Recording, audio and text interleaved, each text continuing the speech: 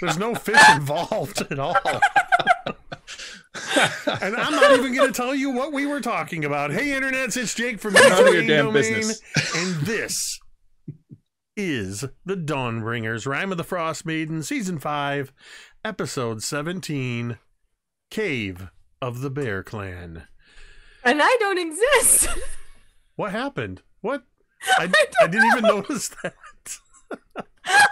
We're glad to have you here with us, V. For this episode, you will be in penance invisible.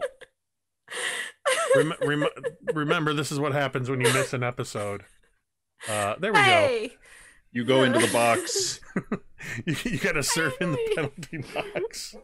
I do nothing. All right. Welcome, everyone. It's back to our usual. When V wasn't here last week, we started and everybody was dour, sour face. Nobody was laughing. And now you're here and it's all giggles and bizarre conversations. So we're back to normal, I guess. You started it. You started it. I don't think I did, but welcome everyone to another episode of the Dawnbringers. We are sad to say that tonight Jeremy will be played by Talmud will be played by an angry emoticon. Jeremy, we see you in chat hanging out with us. Hope you get to feeling better, sir. But we will try to carry on without you tonight. A couple of quick announcements. First and foremost, I'm going to start off with the domain dice. If you look up above V's head, you will see 129 domain dice. Well, better make that 130 because Cole just subscribed. Got one for the raid as well. It's going to be 131 because Tamiko just subscribed. See, I don't even have to tell you. You already know how this works. For every subscription, raid, gift subscription, 500 bits, $5, tipping, all of that good stuff will earn the Dawnbringers domain dice that they can then use for rerolls. They can make me reroll. They can access hit dice outside of normal resting periods. They can save failed death saves or critical failed death saves. Or, as is the most common usage behind just rerolling, is super criticals. Spending 5 domain dice to turn a hit into a super crit, which is a double max damage on the hit. And we've seen a lot of super crits of late. Level 13 Dawnbringers brings high level enemies, apparently. So yeah, feel free to do what you got to do to earn those domain dice for the players, and then they will spend them because I keep putting them in situations where they need to. We're going to talk for a moment about Jasper's Game Day. We always talk about Jasper's Game Day, but we are now less than a month away from the start of Jasper's Game Week.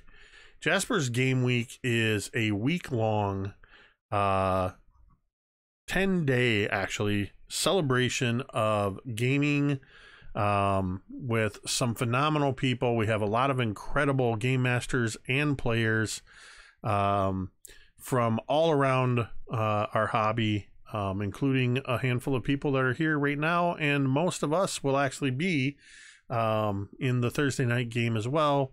During that week, there are auctions going on at jaspersgameday.com for seats. We've already sold several seats through auction, and then we put raffles up as well. So if you don't have the money to get in on those high dollar games like Deborah Ann Wall, I don't know what that finally went for, but it was nearly $1,000 when I last saw it. You can buy a raffle ticket or a couple and have an equal opportunity for a few bucks to get drawn to play in one of those tables as well. But the point of this week at Jasper's Game Week is that we are raising money for Jasper's Game Day to help fund one of the primary beneficiaries, actually, of Jasper's Game Week is the American Association of Suicidology, who disperses funds throughout the country to crisis centers. But Jasper's also directly funds crisis centers as well, including groups that educate within the school systems. They help to set up emergency response. So in the unfortunate event of a suicide, they have a team of people that are ready to go into the schools, ready to go into the homes and talk to people. I talked to Barb Smith, who runs the Barb Smith Suicide Resource and Response Agency here in Michigan.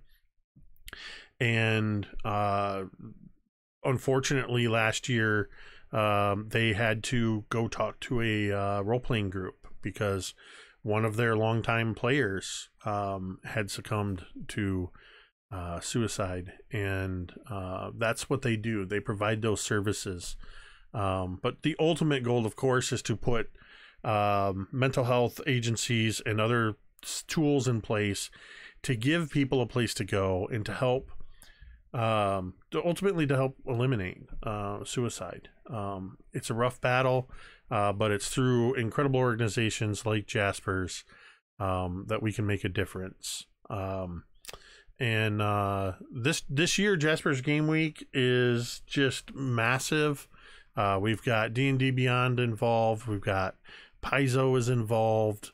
I believe, I may be misspeaking on this, but I feel confident in saying that it's Meeples and Dragons, a sponsor from last year. They are helping to run the Australia games that will be taking place in the off hours from us here in the States. Yeah, it's going to be phenomenal. Check out Jasper's Game Day. Be sure to follow myself at MTD_Jake.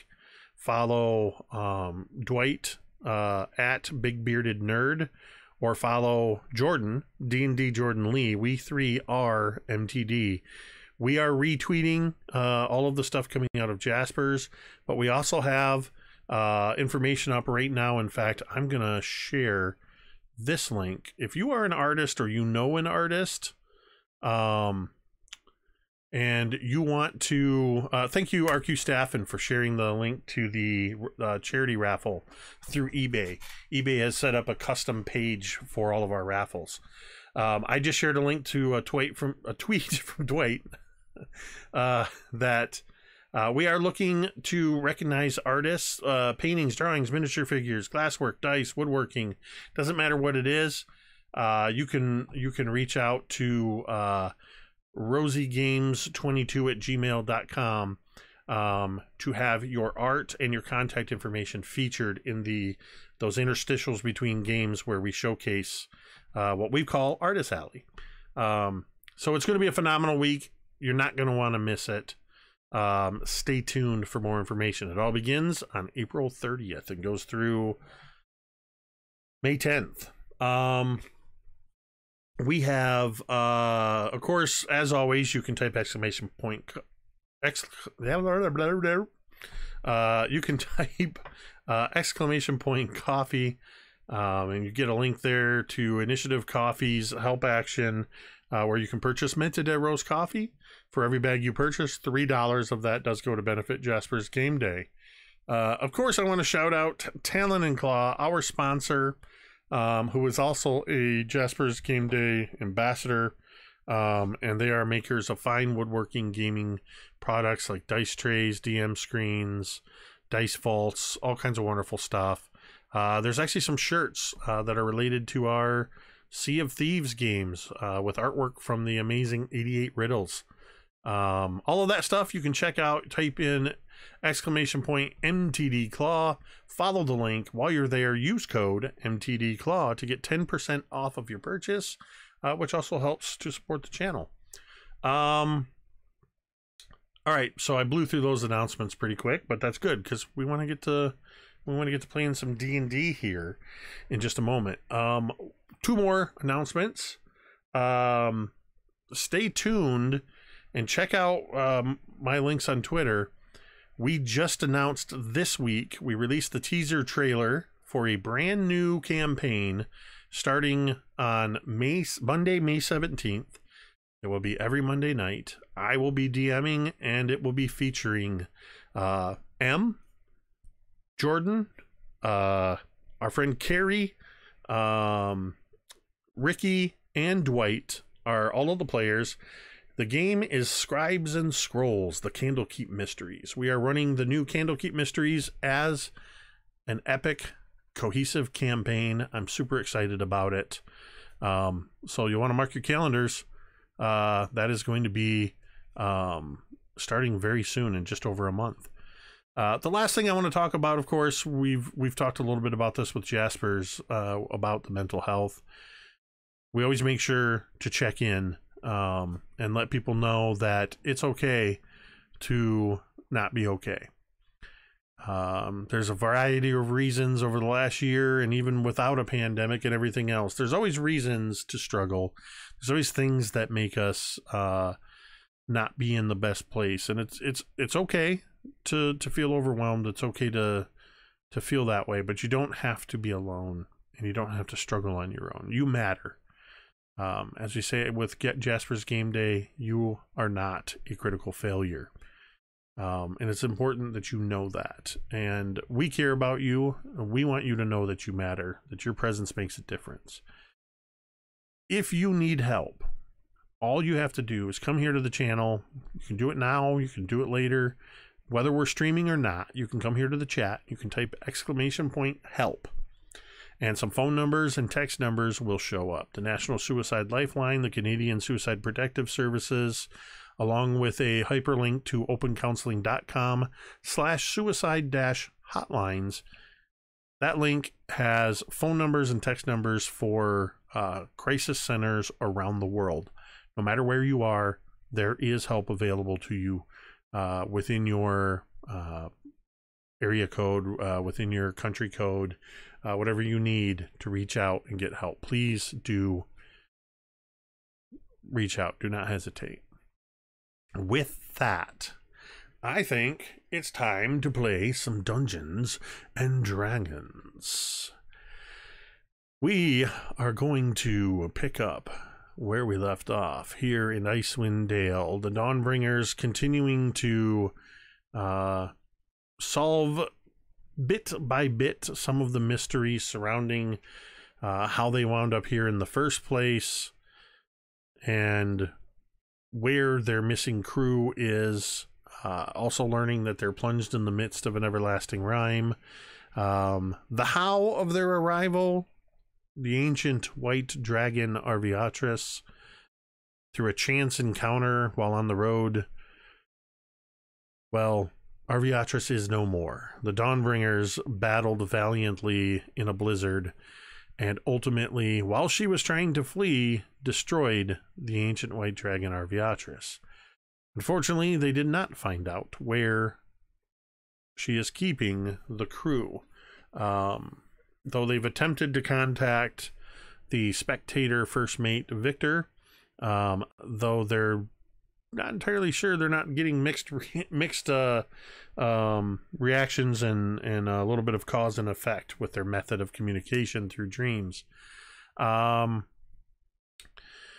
They recently also learned that a one-time ally, Vi, the druid that they knew back in Oakhurst, has become infatuated with this material known as Chardalon, an ancient, or not ancient, but an older magical, magically infused crystal ice stone. The makeup, the composition's not entirely known, but it has been altering her to the point that she is angry about the death of her brother Belak and is pledging to destroy all of 10 towns with her resurrected brother Belak as Belak the Malevolent.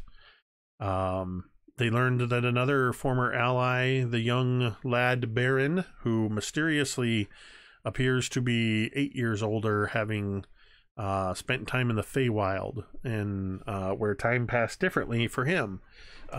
He is currently traveling with them as they head towards a place known as Sunblight, an ancient fortress located in the spine of the world, where they believe that Vi is holed up and hatching her nefarious plan. While en route, Fig used some new magic to create a magnificent mansion, or as we like to say, Fig's fabulous fortress,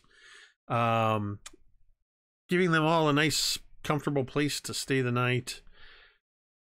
Though Fig and Thorgarn, who kept some of the Chardalon they found in Vi's forest hideout, and they've been studying it, the two of them have started to act a little peculiar. They found this peculiar behavior reflected when they left the fortress, and having a bit of difficulties navigating, they wandered off the path and right into a berserker ambush, half or barely clothed, and very frostbitten berserkers. There's about 8 of them, I believe, along with 2 winter wolves that surrounded them, attacked them. Fig used some new powerful spells, and in a very uncharacteristically violent display, Fig was instrumental in dispatching a lot of these.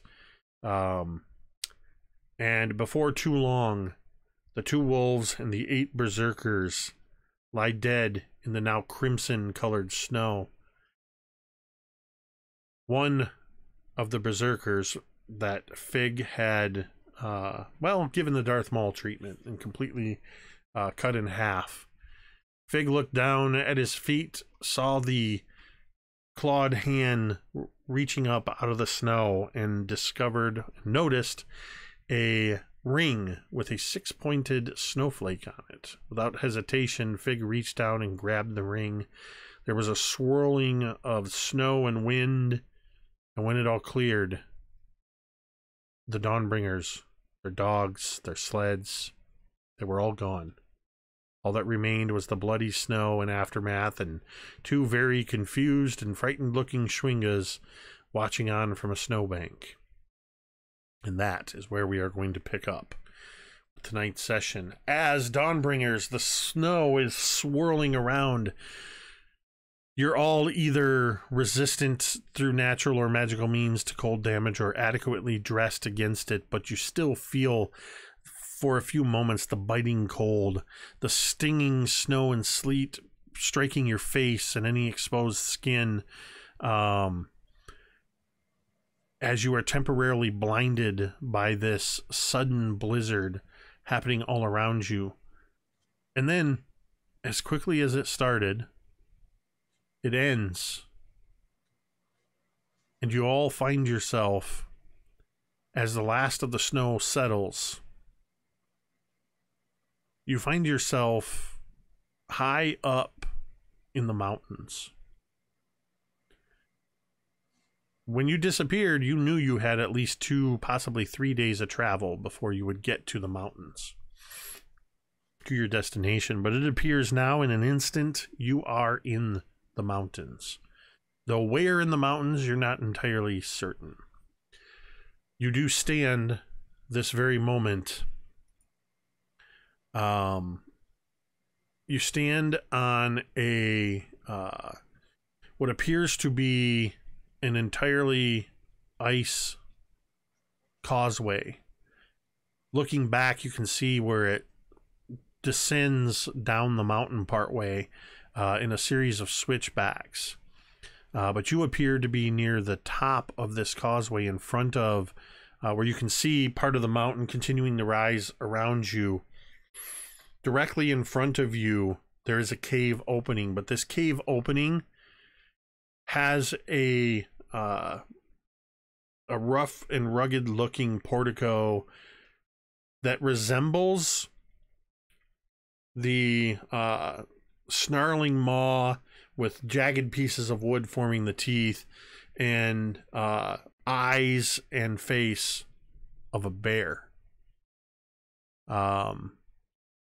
You see a couple of ice-carved fangs rising up on either side of this doorway.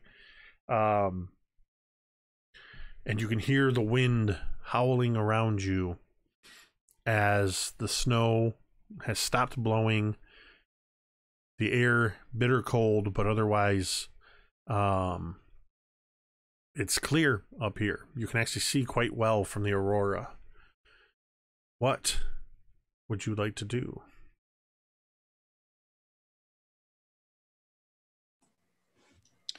So, do we have a clue that we've gone in the right direction, or are we in some random mountain range that may or may not be right?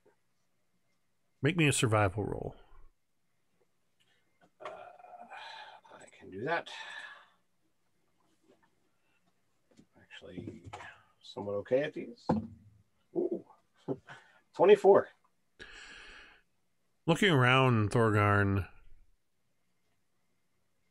looking sort of, it's kind of hard to tell when you're in the mountains. You're trying to look and see how the mountains are, how they stretch.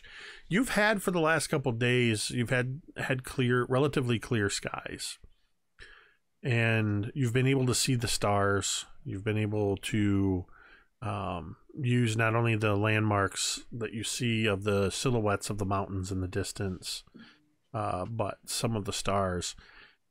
Positioning wise, you sense that you are in the spine of the world, which you were days away from reaching. However, you think you might be several days further north than you ever intended to go.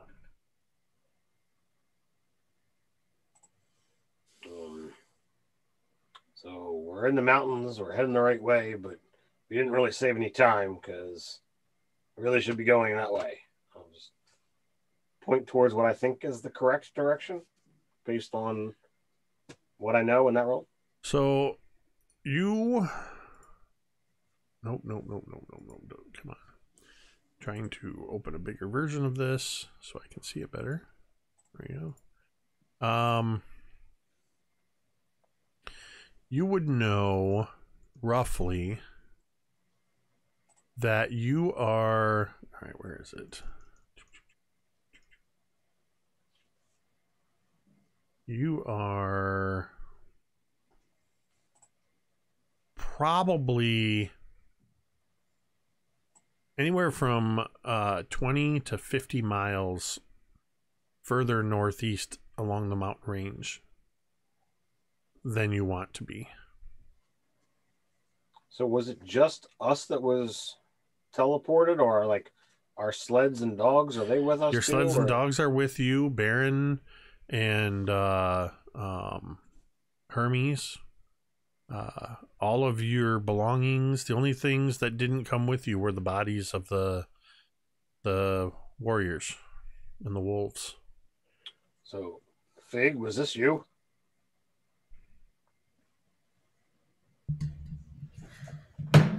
Fig looks at... Is he still holding the ring?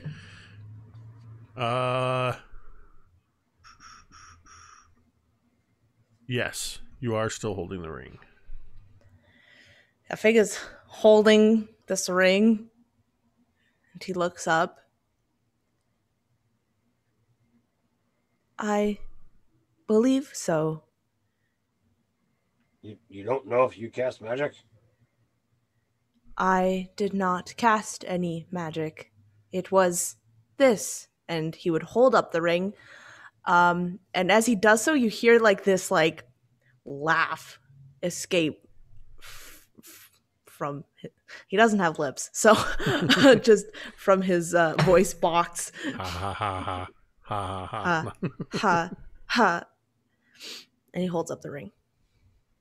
All right, two things. One, stop touching strange objects is a new rule for the group.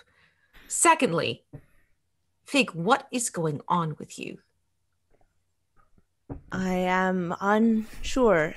Perhaps a calibration error. It is not just Fig. Thorgarn has been exhibiting strange behavior as well. Yeah, I was going to move on to that one. I believe it is the Chardolin.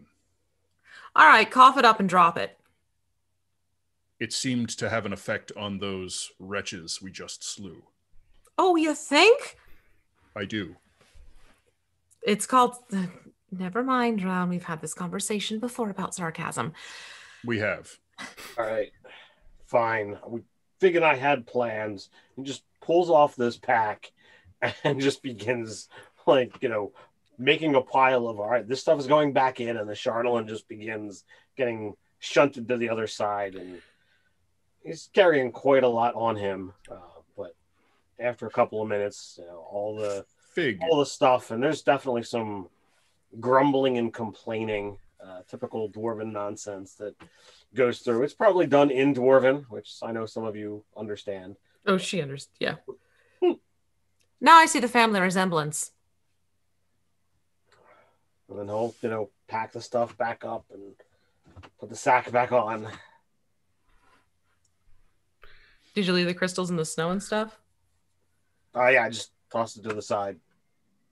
Are we on a cliff or anything like that, Jake? So for the this mountaintop? causeway that you're on is basically as if the path was worn into the ice, about roughly 10, 15 feet wide.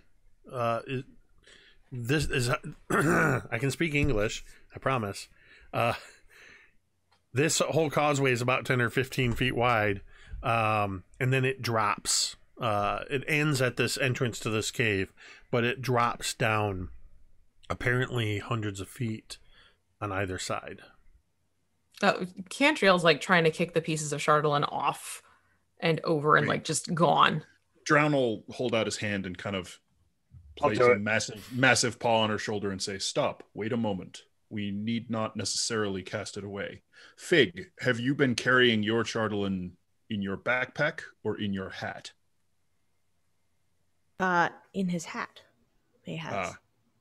Never mind. There is no safe way to carry it if even an extra-dimensional pocket does not protect. Well, and keep in mind that since they got the Chardolin, the two of them have been handling it a lot. They have been studying every it. chance. There was a lot of that downtime back in Lonelywood after you discovered Vi and defeated Tripo, where at least a week or close to a week, that the two of them have been handling, studying, trying to figure out what they could do with this stuff. It may be worth saving if we only store it in Fig's hat and no one carries it or handles it. You think that's safe, but you seemed intent on finding use for it. Perhaps we can cleanse it of whatever. Well, corruption. Thorgarn points towards Gerta Brailne. I think Fig deserves an amazing staff, so that's kind of what we're talking about.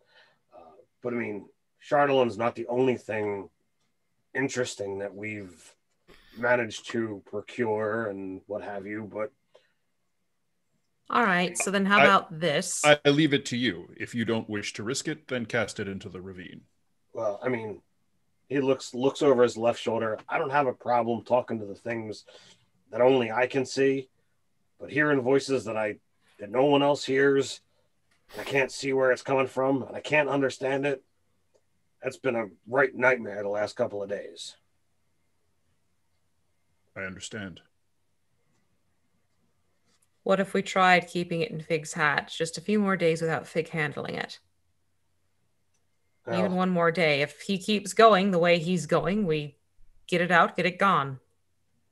Sure, I can certainly leave it all to the rest of you who have not handled or done anything with it to make the right decision.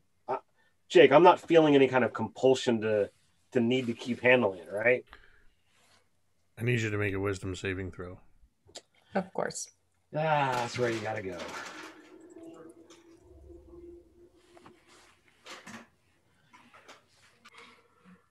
It's going to bake your noodle later on. Would you still had to make that save if you hadn't said anything? Yes, he would have. All right, I'm gonna. I was just waiting to get a word in without interrupting you guys, but from the time he dumped his pack, there was a wisdom save involved. Sure, got it. All right, so I used the domain die. That is a dirty 20. All right, it's rough, but you feel like it'll be safe in Fig's hat. You do not feel compelled to hold on to any of it. Okay. Fig nods. I think that it is powerful and can be useful now that we know that it needs to be handled carefully. If at all.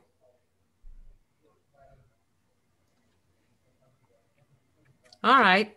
If this druidess that you guys knew before has been dealing with this stuff, how do we know that it's not just the presence of, he points towards the pile, that's caused her crazy? We do not. That seems entirely likely. So there's also a hereditary streak. Well, I mean, Or I, as much as my cousin here, don't have a problem doing the dirty work when it needs done, but it also seems pretty brutal if we have to put somebody down that you guys actually know. At this point, Baron speaks up. Look, based on what you're saying now, and what I've seen from you guys, what I've just everything we've witnessed, I don't think it would be right if we just go in there with the intent to kill her, knowing that it could be that she's under the influence of whatever this stuff is. Now, obviously, I'm not going to be able to stop you, but I knew Vi before there was a Dawnbringers. And I knew Vi after you left. I saw her in the state she was.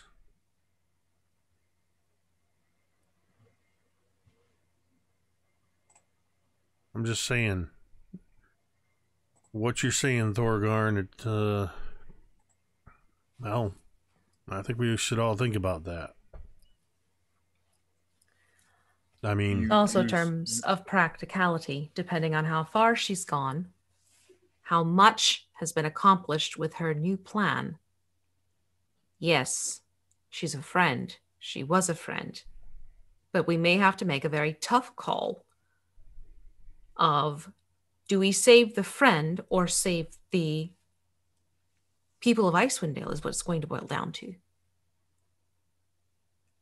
Why we're a team, and that's why we look to each other. I mean, I try to make the best decisions that I can, but I've got a lot of you to, if I start going astray, that I've got somebody to watch my back, and it's not all about the physical.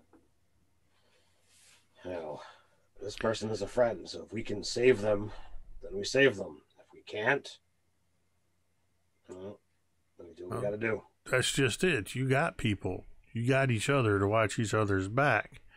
She hasn't had anybody to watch her back. Now, I'm not saying that's your fault. She chose not to go on with you. That was her choice. But I don't know how much she's chosen of this path that she's on. Now, I'm no hero. I don't bear the name Dawnbringer, and I don't think I would accept it if you tried to give it to me. I'm just a man who's been on a few adventures. So if it comes down to saving 10 towns, and that's the right thing to do, there's no doubt about it, that's a job for the Dawnbringers, and I will do what I can to save Vi. I would see her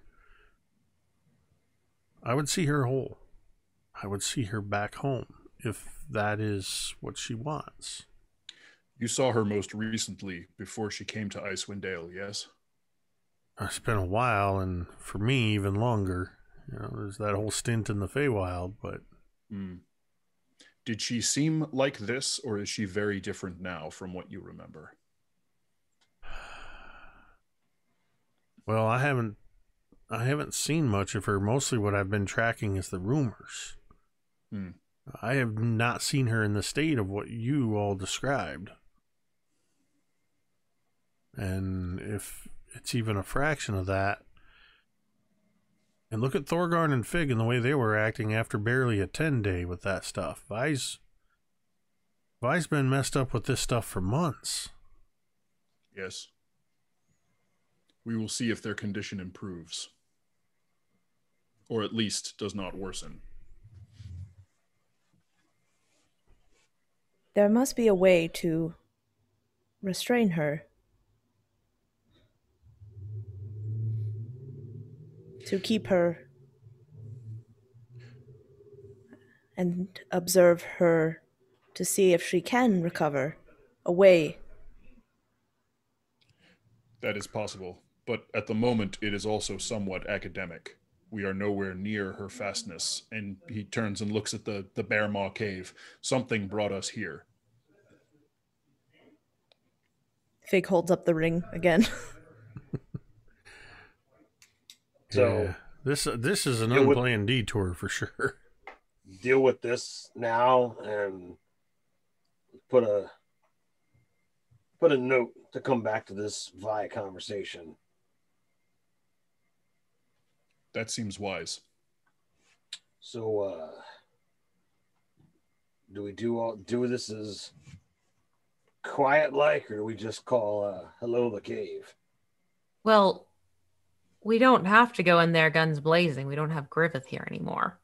We could try sneaking in. I could even go and scope it out a little bit ahead of time. If you feel comfortable. I mean, I know I'm not quiet. I'm not quite as bad as Sir Griffith, but it looks at the obsidian, or not the obsidian, the adamantine armor, like the more than half a dozen weapons that Thorgarn's carrying. Yeah, he's not quiet. Let me go in. I am very quiet. All right, so why don't Drown and I go and scope things out a little bit, and I'll send you a little message letting you know if it's clear. Okay. Well, be careful. This, I get the sense that this cave is not an abandoned cave. And he points over to the east, to the right of the entrance, where off to the side, a little ways, about 40 or 50 feet and a little ways down into this bit of a ravine, you can see that there is an opening in the stone, and in the pale light that does reach partway down there from the aurora and just the reflected light of the snow, you can see dark shadows of what appears to be blood and filth. Some kind of a garbage chute.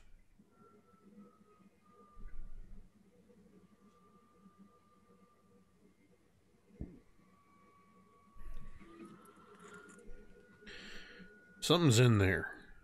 They've been, from the look of it, they've been there a while. Well, maybe we can get head count and lay of the land.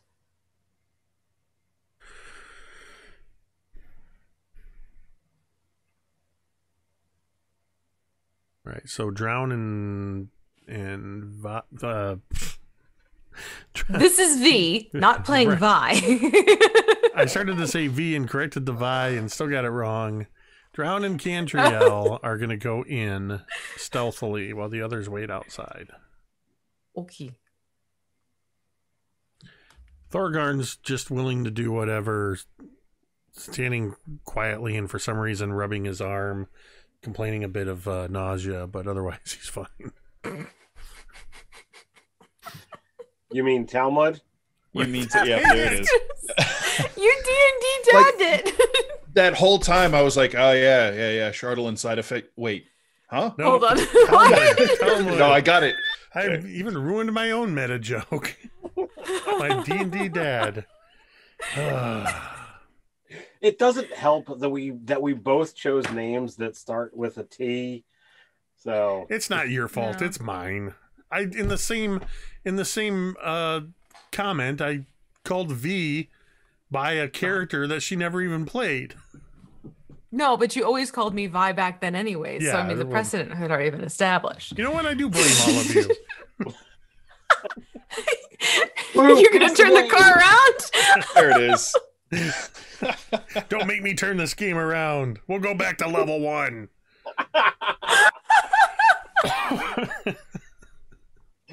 All right. Okay. So Drown and Cantriel are going to Yes. apparently attempt to sneak inside. Does that mean stealth check? I am very stealthy. are you very Good, stealthy It or are you sounds so very- much like when... I am When, actually very stealthy. Okay, I was going to say, it sounds a lot You like and me when, both. when Meepo would say, I'm bad luck. Yes. I am stealthy. Mm-hmm. Okay. So I will need stealth checks from the both of you. 28. Dirty 20. All right. Also, as a note, I'm just super excited about this. I don't know how recent it is, but it appears that all of the stat blocks in the encounter builder and everything, all monster stat blocks now can be clicked on to roll dice. Ooh, lovely. Including like hit points, anything that says like that in any way indicates that it could have a roll associated with it.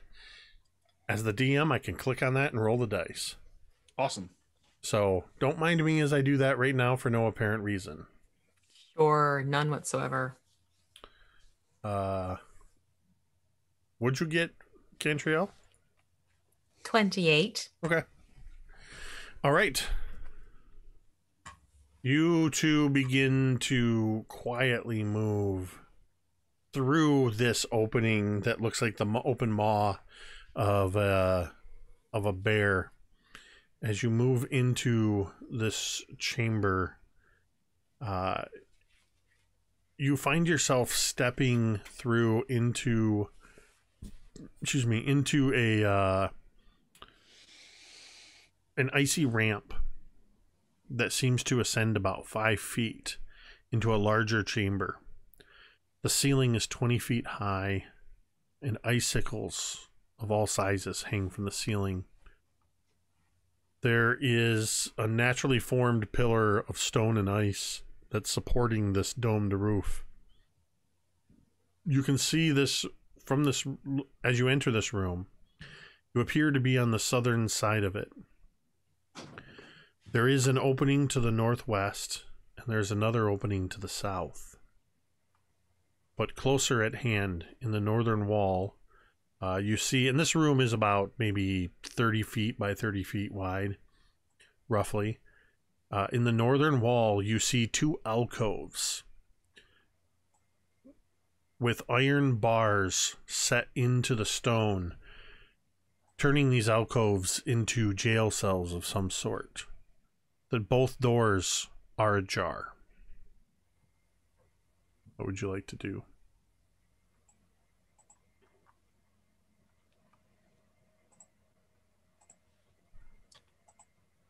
Well, she's whispering at this point. Which one?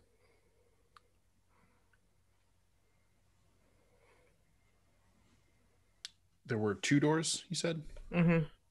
There's the 2 doors that look like they're open like alcoves that were some kind of jail cells.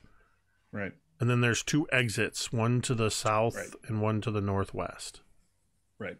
Okay. Sorry, there was some distraction happening here as the description was going down. Right. South, northwest. Where did we come in from? You came in from sort of the southwest. You ascended this icy ramp, and then before you were in the room proper. Okay. North, I think you said? Yeah. Okay. So you're heading for that sort of northwesterly exit. Yep. Let's just see if we can get a look through it. As you're moving through, you can barely hear the sound of your feet crunching the snow. What little bit of snow is in here. You can see that it is trampled down. It seems to be a relatively high traffic area. Cantriel, with your passive perception, as you're moving in the vicinity within about 10 or 15 feet of the nearest of these jail cells, you can see the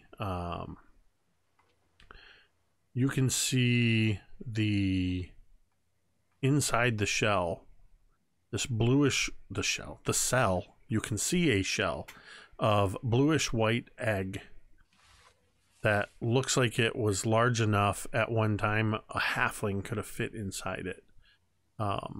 There's this scooped out bowl of the base of the shell with the jagged edges and pieces of it lying around inside this cell. Whatever was once in the shell has long since been out of it.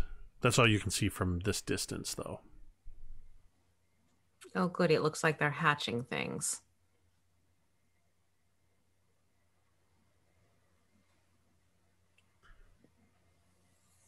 Sir, and points toward the exit. Let's go to the exit. Right. We will continue on to our Okay. northwesterly Give me another stealth check. 23. 26. Nice. Okay. You can hear in this cave sort of the echoey sounds of the wind from outside. Occasionally you hear, though it's difficult to tell from what direction, you can hear some kind of a rustling noise. You hear a sort of a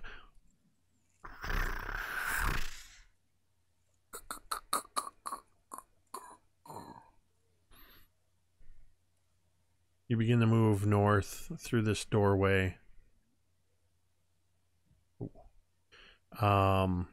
Into...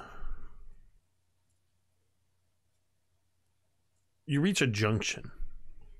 The path continues straight ahead, winding out of sight, hard to tell. Straight ahead being to the northwest. You can see that the path continues to the northeast as well. You came from the direction of the southeast, but there is also a path to the southwest. It is in this direction that you can catch a faint light, though you can't see through the winding tunnel more than 10 feet before it disappears around a bend. Some kind of light is flickering with a cold blue light, flickering with irregularity like a firelight. Perhaps at this point we should bring the others up. I was going to say, time to send a message. And so Cantriel will send a message to Thorgarn, give the rundown of the lay of the land succinctly. Went to the northwestern door. Now at a junction. Signs of life for sure. Travel quietly. Something's hatched.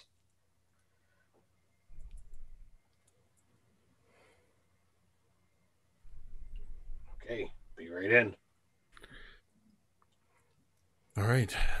So you lead the rest of your party in. Jacob, about how long would it have taken us to get that far? Couple minutes. Couple minutes? Okay. Less than 5 minutes because of the... You only spent a moment looking over and noticing the eggshells. So as you are all heading in, then I will need you all to roll stealth. I am going to open... Just them, right? Or all of us? Yeah, sorry. You guys are fine. You've already made your stealth check. We got a 6 from Thorgarn. Fig. Sorry, for stealth? Yep, I need one for you and one for Hermes. Also, what are you guys doing with the dogs? And the sleds? Are you just leaving them outside? Is Baron staying out there? I think Hermes would stay out. Fig would tell Hermes to stay out there. Yeah. Yeah, you know what? I'll stay here with Hermes and watch the other sled too. You know, that whole thing about heroes and such. Not that I'm afraid, mind you, but you guys are all better equipped. Just go. We'll be fine. No judgments. So Baron will stay with Hermes. Somebody roll me a D20 for Talmud. I'll do it since I'm the other dwarf. And that's going to be a domain die because I don't think Jeremy would accept a natural one. But I think an 18 on the die, I think he'd be pretty happy with. Okay, so we got a 6, an 18. Fig, what'd you get? I think, that's a 2. After using a domain die. Okay, so 2 domain die down. Okay, so that puts us at 29 again. Okay. So you all begin heading in, and surprisingly, Talmud is stepping very quietly. The two of you, Fig, you were already having issues, particularly since you touched that ring with the frost seeming to build up a bit on your frame. And after standing out there in the wind for a few minutes, as you're moving forward with every step, you hear this. Thorgarn, your armor and weapons, no matter what you do, as you guys are moving through, you just hear this.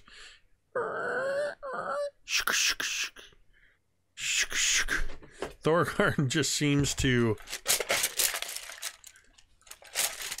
Everything's rattling. No matter what you do, Talmud kind of gives you an angry look back. And you see the same thing the others saw as you're moving through. You see this high ceiling with the icicles everywhere. You see the two jail cells, the entrance to the south, and you see the northwest area, Thorgarn, that Cantriel told you to head towards. Yeah, I would certainly. But you also hear from that south entrance.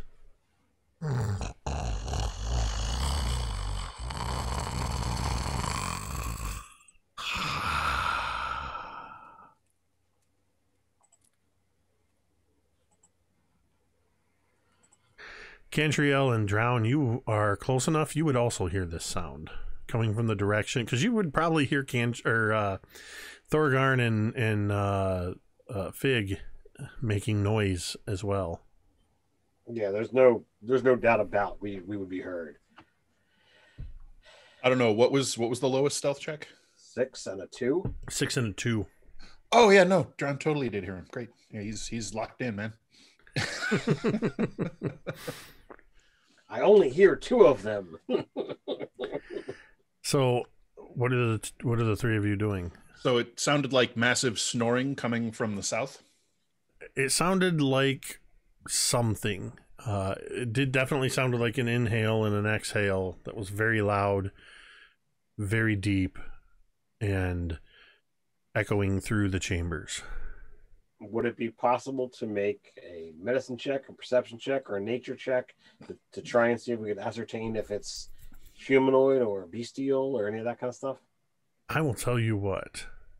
Anybody that wants to can make an investigation, an insight, or a nature check, and you can do so at advantage. Wow. I have a 24 investigation. I've got a 22. 21 insight. Go ahead and give me an insight for Talmud. I got a 10 and a 2 on the die. That's a 15 for Talmud. 14 on investigation. Every single one of you, because of primarily your more recent experience, but your increasing experience with this creature, recognize this as being very draconic.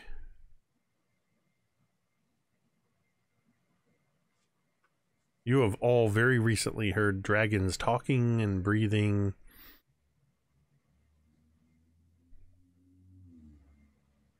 So are the three of you, did you stop in your tracks, or are you continuing to move? Yeah. Absolutely, I will freeze. Okay. You know, it's cold. Yep.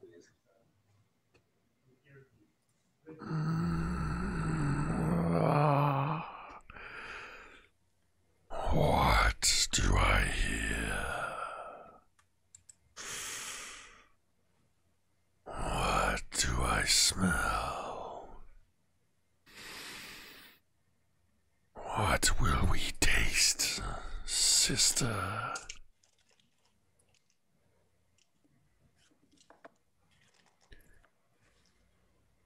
And then the three of you, you hear a commotion from outside. You hear the dogs begin barking, and you hear Baron yelling. And the one word that you hear that penetrates to all of you is Baron yelling, "Dragon!"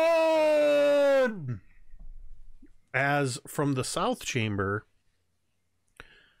sleek and low to the ground, a dragon, not much larger than maybe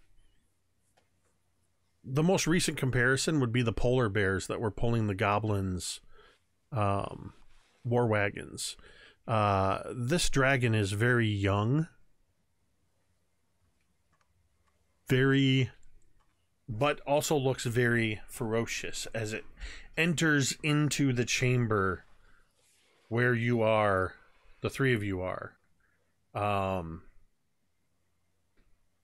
as it does so, it lets out a roar, and we might as well roll for initiative at this point. Damn it.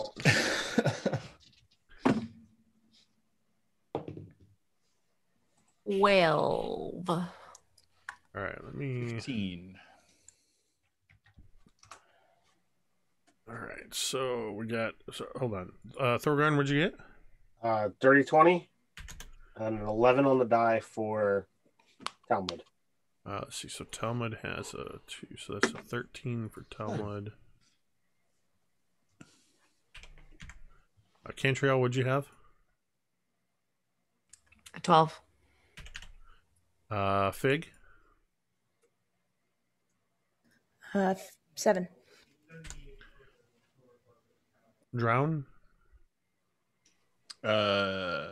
I added the wrong numbers in chat, so ignore that. I have a 10.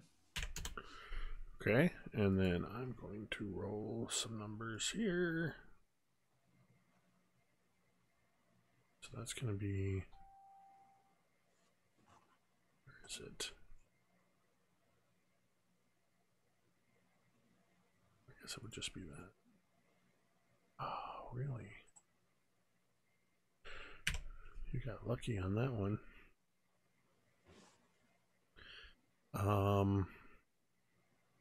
Then we'll do... we got unlucky on that one. And let me roll the... okay. Start. There we go. Thorgarn, you are going to go first as this very young white dragon comes charging into the chamber, staying low to the ground. Its wings are swept back as it comes charging in. Intruders. Delicious intruders. Does it look kind of like a smaller version of Aviatris? It looks like a baby version of Aviatris. Right. Second question. The Draconic Scimitar that I got way back when, Draconic Longsword. Is that only understands Draconic, or can I speak it?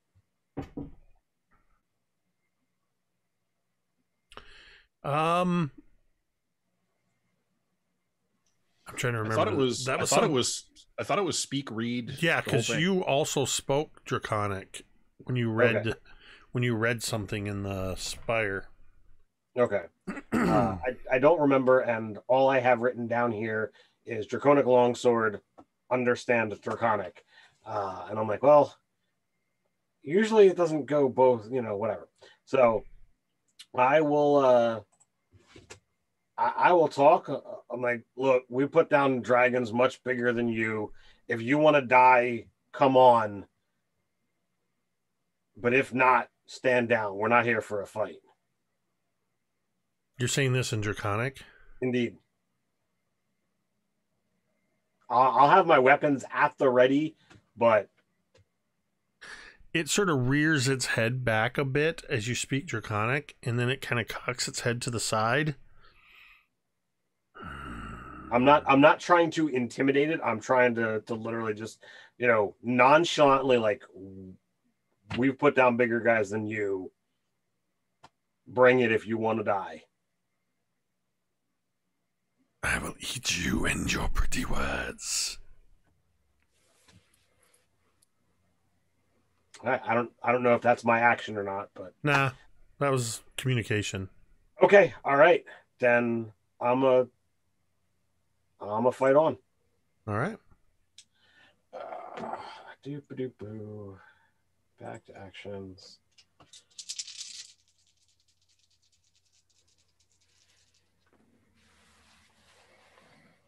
All right. Forge Fane. That is a 21 and a 19 to hit. Yep, those are both hits. And then a 28 with Faithkeeper. Also a hit.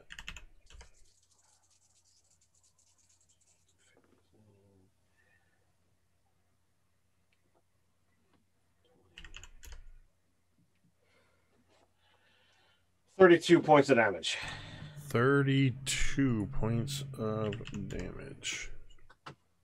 Yeah, as you strike the dragon, all of your hits landing effectively, though it seems that you're doing damage to it. You see it looking at as you strike it, and it just looks at you. Keep trying. That's your turn. Indeed.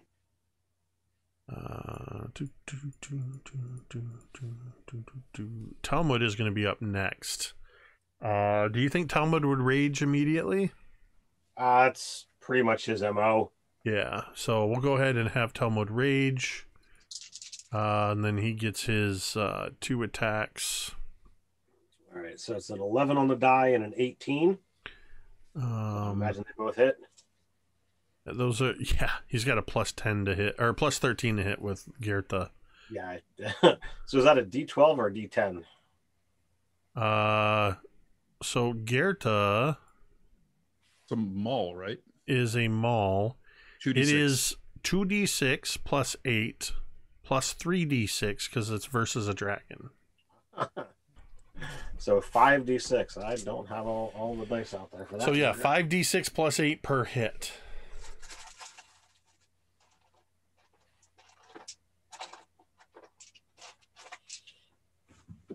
Actually, because I always screw that up, there's actually an addition. So it's 5d8 plus 11 because he's raging. 5d6 plus 11. Yeah. 5, 10, Per hit. 15, 18. So 29 on the first one. All right.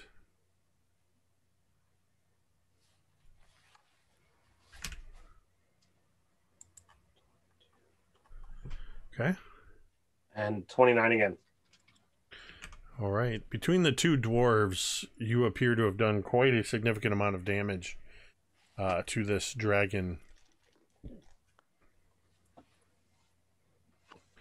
So that'll be Talmud's turn. Cantriel, you are up. You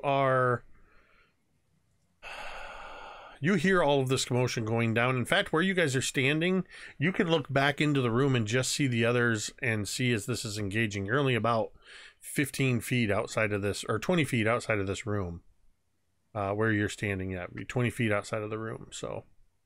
Okay, then she'll turn on her heel, looking towards the dragon, and in Draconic shout towards it, "I killed your granny the other day.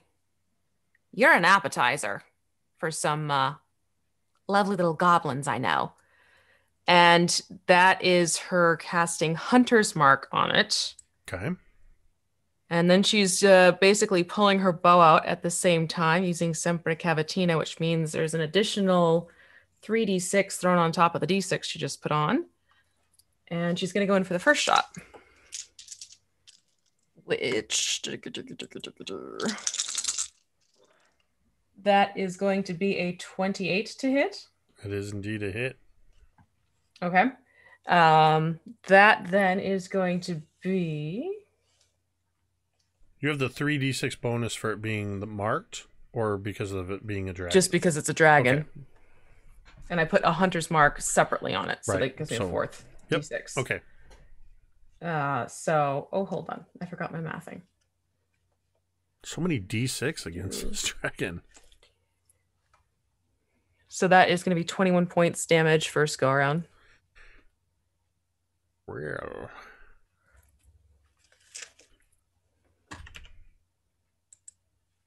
All right. And then second one, that will be a 26 to hit. Yes. Yeah. Okay. Then we're looking at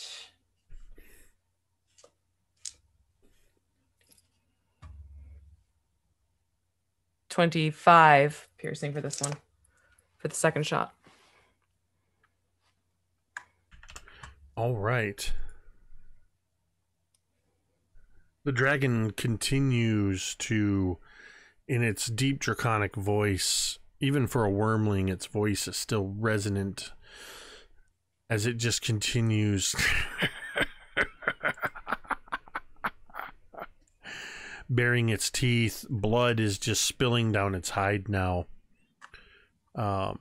Which, being a dragon wormling, its scales are almost perfectly white at this young age, though much of it is now being stained with blood.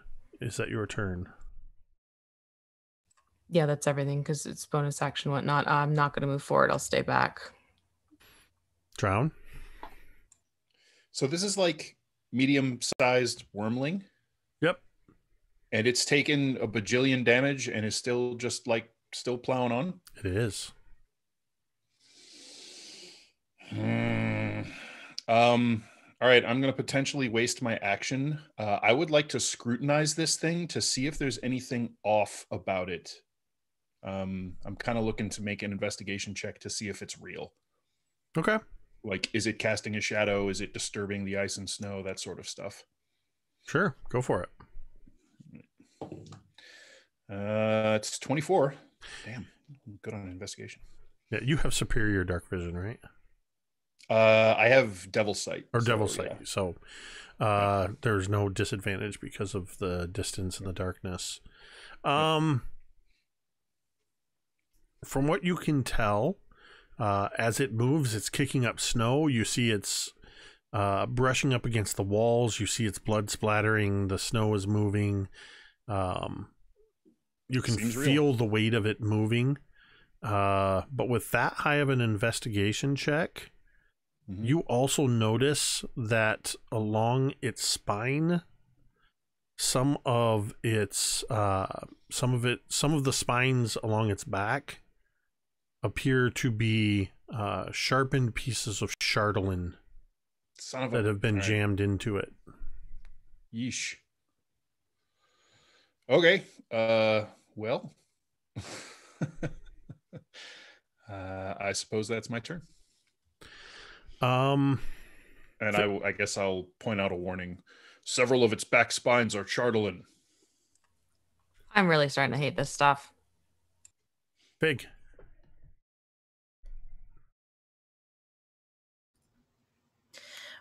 We haven't heard or seen anything in the other dragon, right? Just from outside the front entrance, you heard Baron yelling dragon, and you can hear the dogs are barking furiously. And you can hear, Hermes doesn't talk, but you can hear Baron sounds like he's trying to get the dogs under control. Yeah, I think, how far away is that entrance? So you guys, see, based on where you were, 10, 20, 30. 30 feet would put you just inside the portico.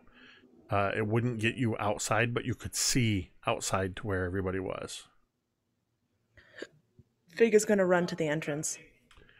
You run to the entrance, and through the, looking out this makeshift maw of this bear, you see Hermes trying to pull the dogs back, The dogs are barking furiously.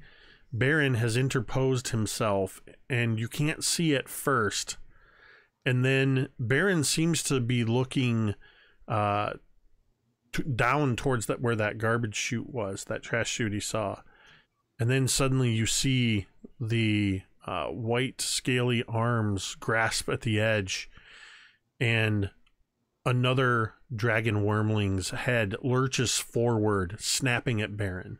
But it's more of just a snap. It's not actually attacking him at this point. And Baron has drawn a heavy crossbow that he's trying to bring up to bear against this dragon. With Fig looking at this, does he think it's possible to cast a fireball here without getting Baron? Based on...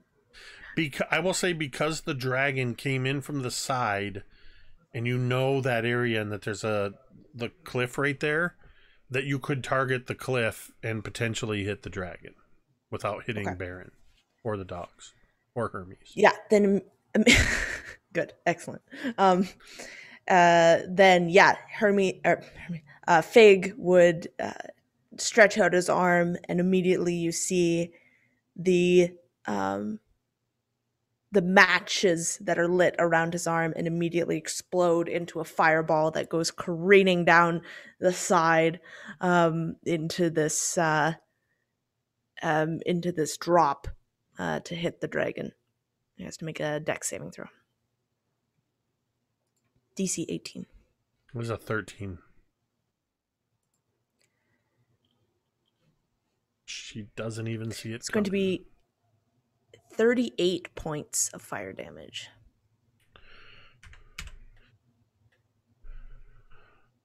There's a screech, just a primal scream from the dragon as it rears back, and for a moment you just see the fireball as it explodes around her. You see the whirls of fire and flame from the wings just... and for at least a moment, the dragon is on fire as it defensively rises up. Just enough is sort of a reaction. It's sort of like it jumps and then it just crashes onto the snow there at the edge, scrabbling. Much of that is now slick with rapidly freezing, where you basically flash melted, and now it's flash freezing the surface into a sheen of ice. Anything else? All right.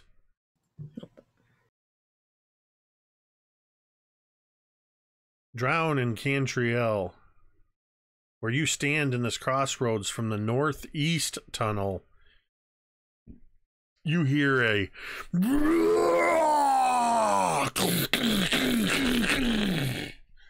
and you see an ogre come charging around, slamming his shoulder into one wall of the cave.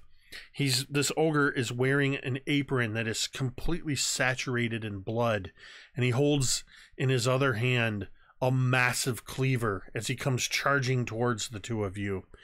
And he is going to come rushing up to you and make 2 attacks with his cleaver. I guess I've been using the roller. I'll continue to do that. The first attack against you, Drown, is a natural 20. Critical hit as he comes flying in. Cantriel's telling me to re-roll that. Yes, I'm looking for my unmute button and can't tell if my computer's keeping up. All please, right. Please re-roll that. I will re-roll that. That, believe it or not, and anybody on D&D Beyond should be able to see it, is another natural 20. I don't think we see your rolls, but that is what it is. Nope, you know what? You're right. You can't see my rolls, but trust me, it's another natural 20. And fair enough. There's a lot of dice sitting above my head. Just saying. Oh yeah, I guess we can burn them again. Yeah, re-roll. If I roll a third natural 20, I'm taking a screenshot. All right, where did the roller go again? All right, same roller. Oh, it's hidden behind the thing. It's okay. It's a 16 to hit. Yeah, it'll still hit, but I'll take it still hits, but it's not as bad as it would have been. Not a crit. You are going to take 14 points of slashing damage as this cleaver comes arcing down, and then he turns and sweeps it across at you, Cantriel, for a second attack. Natural 20 again. I'm using the Candlekeep dice. Damn. Reroll. What, those other two didn't go away. Okay, so that's 125. Would put you at 123. Let me fix this. You know, since we found the adamantine armor, you have not rolled a single natural 20 on me, but yet you keep doing them on everybody else. All right, so that puts you at 123. So I'm going to re-roll that again. Where is it? Here it is. That's a 12. That misses. As he swings it at you, you just barely duck out of the way as there's this shower of sparks as this blood-soaked cleaver against the wall, and you can feel the hot breath and spittle as he just in your face. And she just screams back at him doing the same. This is awesome. Just ducking under this massive ogre with a bloody apron and a cleaver. In my mind, it's the butcher from Diablo. And all of a sudden, this little, comparatively little elf woman just screams back as ferociously at him. And we cut back to the exterior, or to the other room, where the dragon has both dwarves engaged with it. I need both Talmud and Thorgarn to make... you guys just got another domain die. I want to make sure I get that up there.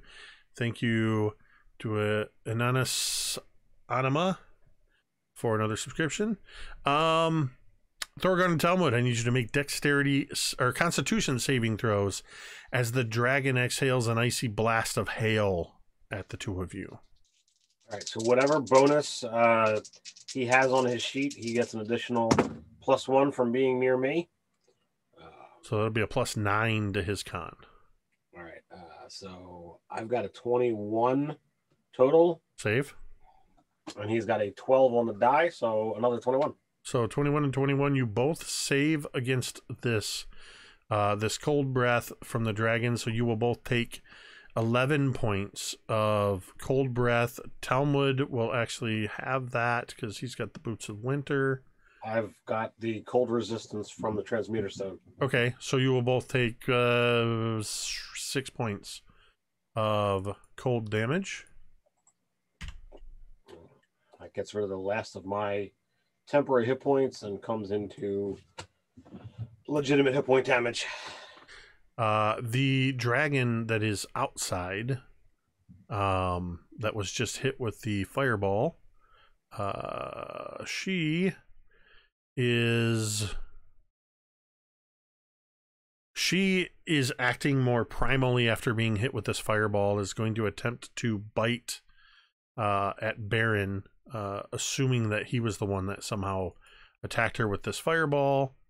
That is an 18 on the die for a 22 to hit. Baron, Fig, you watch as the dragon lashes out and just sinks her teeth into Baron's arm and shoulder, as Baron takes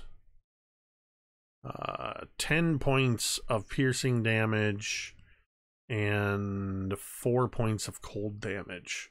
You hear him scream out, and he's sort of pinned for a moment until the dragon releases, as this was the arm that was bracing the crossbow. Let's see, that's them. And then so there's still 3 of you in this chamber. So Fig,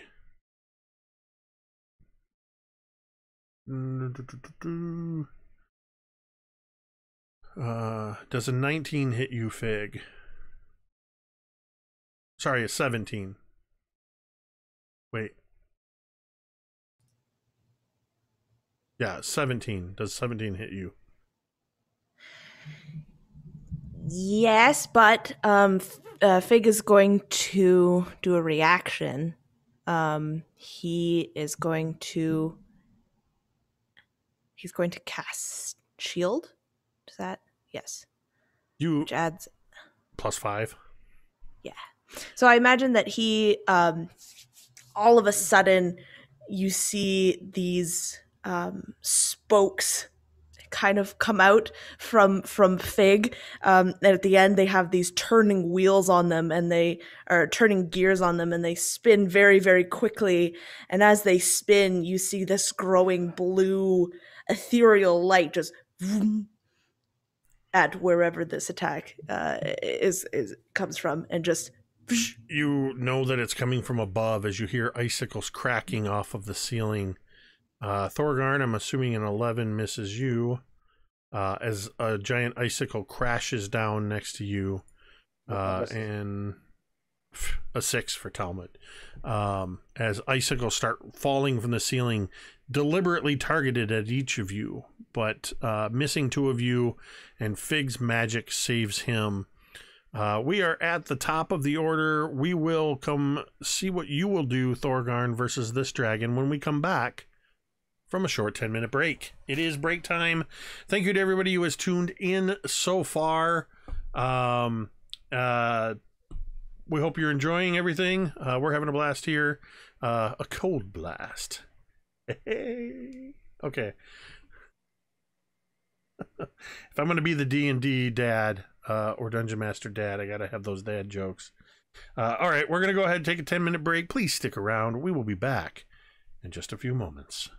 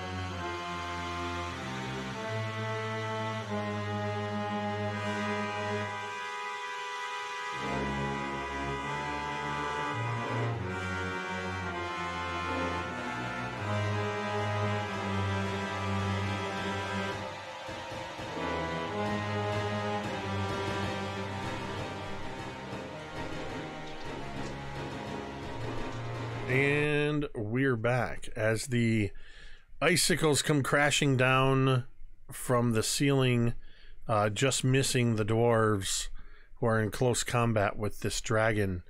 Thorgarn, we are back to you. All right, Thorgarn's gonna swing away. All right, so that is gonna be a 29 with Forge Fane, 21 with Forge Fane, and then a 15. I'm gonna guess is gonna be a miss.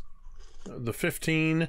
So as you're striking this dragon wormling, you get those 2 solid hits, and as you come in for that 3rd attack, there's a ringing sound and a splay of white and blue sparks as it dips its head and your weapon ricochets off a piece of the chardelin embedded in its hide. So go ahead and roll the damage for those 2 hits. Yeah, for the 2 hits combined, it's 29. 29 total? Yep. Not 296. No, that would be nice. More blood continues to flow down from this dragon. Blood is staining its teeth and starting to drip down the front. Keep striking me, dwarf. Waste your energy. So then I guess Talmud is up next. Talmud is up. Talmud is raging. Mm-hmm.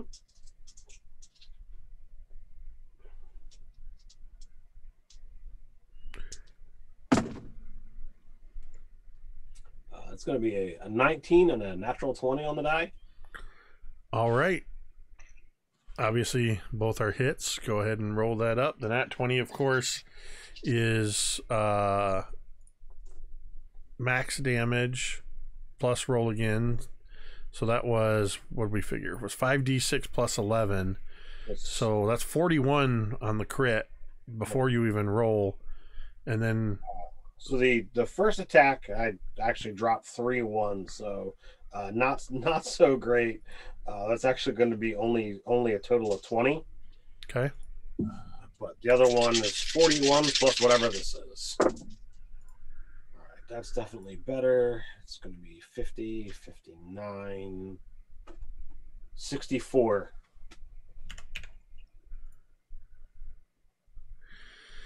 Talmud swings Gerta around in this massive maul, swings it around in an uppercut, and in doing so uses the weight of Gerta to push up past the jaw of this dragon that you hear breaking. And he rises a good 3-4 feet into the air, turning Gerta around and bringing it down on the head of this dragon wormling. You hear the crunch of bone as the dragon's head collides with the ground at the same moment that Talmud lands. A couple of the teeth splay out to the sides, and the dragon is down. Outside, I actually forgot to roll for Baron. Baron, you see, Fig, you can see out through the opening as Baron takes a shot at the dragon, but with his injured arm, the crossbow bolt shoots wide out into the air somewhere. This dragon is going to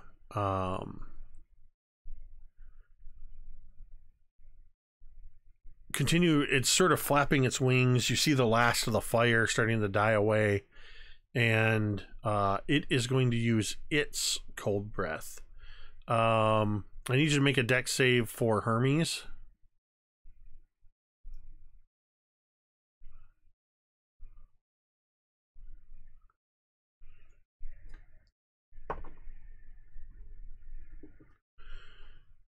All right, so what Hermes get?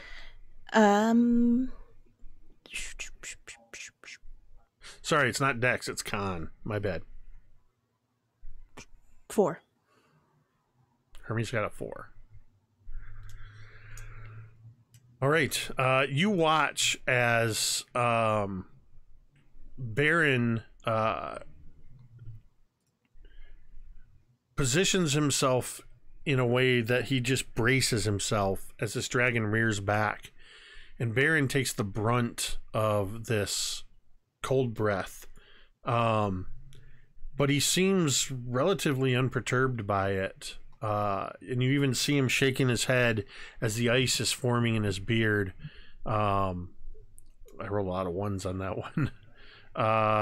2 1s and a 2. Hermes is going to take 18 points of cold damage. Baron takes 9 points of cold damage. And let me check this real quick. Please don't make me do this again. I say to myself, I'm the one running the encounter. What's the... Okay. So... The dogs, because Hermes and Baron had interposed themselves already and sort of wrangled them, they acted sort of as a shield. The dogs...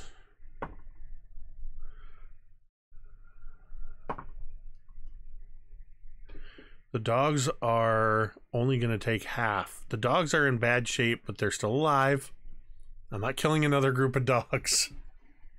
But Baron and Hermes took the brunt of that. The dogs, which, as a reminder, have wolf stats. Did we add those to your character sheet, Em? Yep, I have them. Okay, yep. So they're all at 2 hit points. You know, okay. I would actually modify that, because I don't know that I got into your character sheet to change this. Because of the way you guys have been taking care of the dogs, they're actually at max HP, which would put them at 18 to start. So that would put them at 9, because they have 2d8 plus 2 hit dice. I don't know if you can adjust that on your sheet. I could give them temporary hit points. Whatever you need to do to offset it. They're at 9 hit points now, not 2. At 9? Okay. Yes. Okay. All right, let me... Somehow that popped out into a new window.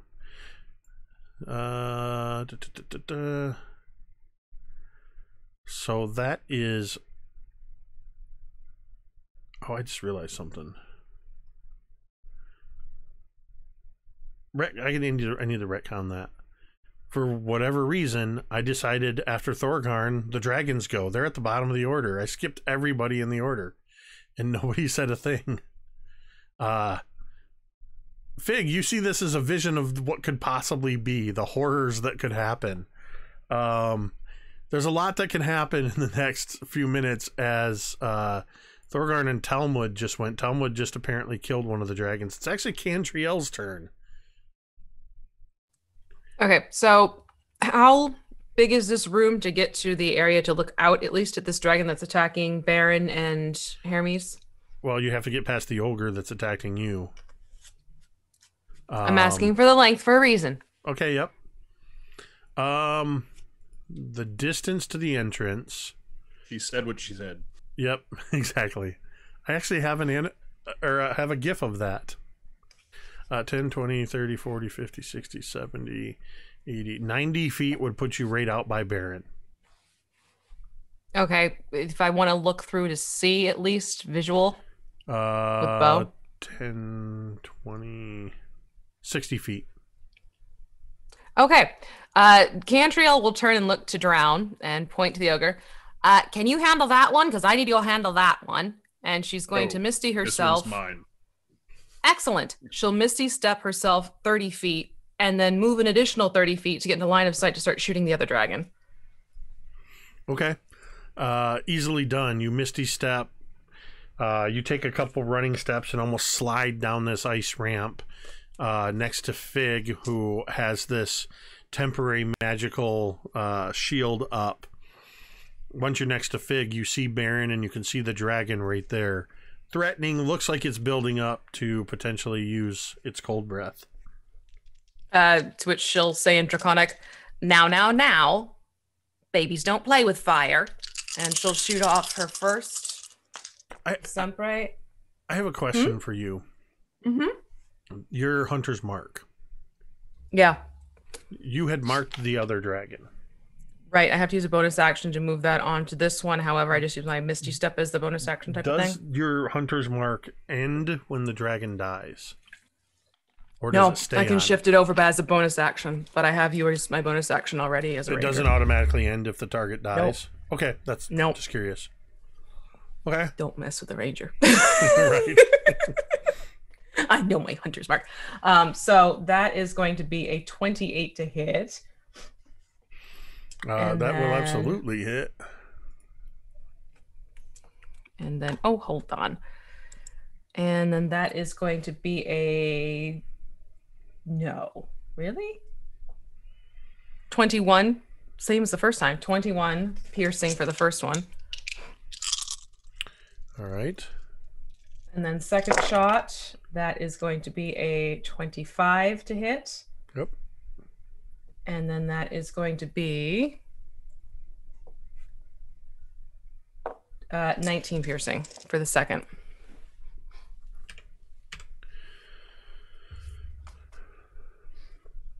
All right. Both hit solidly, and you see the dragon reeling as previously it seemed to have thought that Baron was the source of its fiery pain, but it can clearly see the arrows coming out from the mouth of this cave. As it just looks in, you don't know whether or not it can see you in through this cave, but it's looking right at you, Cantriel. Do I make eye contact? I mean, you can see it right into its eyes. You don't know if it can see you, but... I'll just waggle my fingers with a grin. You hear this snarl from deep in its throat. Drown, back in the intersection of the caves, the passageways, you are engaged with this ogre butcher. Righto. All right, so first things first, Drown will cast Armor of Agathis. The glowing seawater tentacles rise up out of his tattoos, wrap around his body, and then freeze into these bands of sea ice all around his body. And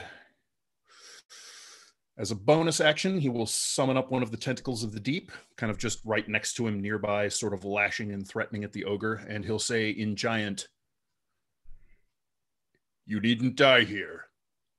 Surrender, and we can talk." And I'm done. Make a persuasion or intimidation, your choice. I think we'll probably go with intimidation. Yes. Yes, indeed. 24. He seems slightly taken aback by, if nothing else, your display of magic. But unlike the Eladrin who was there a moment ago before vanishing, you are practically looking him in the eye. Mm-hmm. Though he is much bigger than you are in overall mass, you can pretty much look him in the eye, and he, in response, he just roars again and sort of does one of those feints forward at you. But because of your check, you don't even flinch at that. Nice. Fig.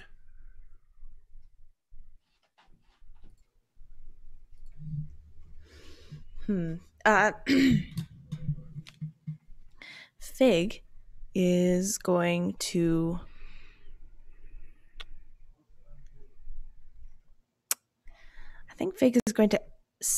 let out a firebolt at this dragon. Okay. Yeah. Which is a 27 to hit. Indeed. How much damage is a level 13 firebolt? Well, a 3d10. firebolt from a level 13 caster. 3d10. So that's going to be 18 points of fire damage. It's like Cantriel planked it with a couple of normal arrows, and then you just shoot a fiery bolt. I'm sorry, that was how much? 20? 18. 18? Yeah.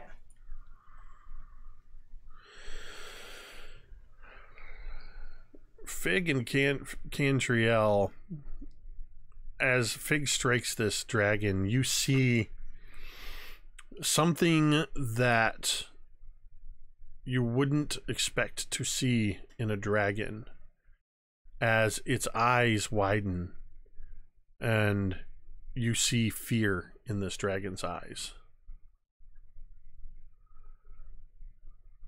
Anything else, Fig? I think seeing that fear, Fig is... You can stop this. Leave. Now. We will not chase you. You leave. You are in our home.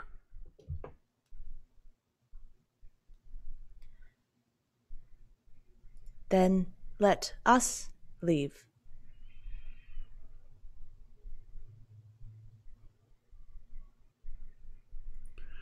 Make a roll here. Never. She still has that look of fear, but she seems to be trying to put forth. The dragon's putting on a brave face.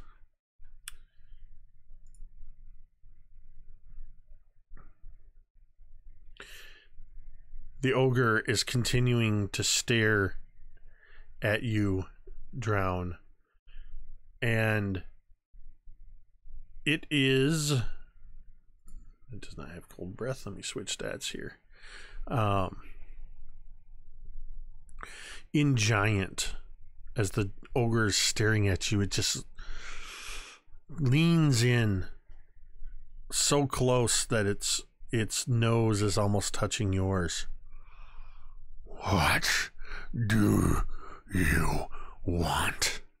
Why are you here?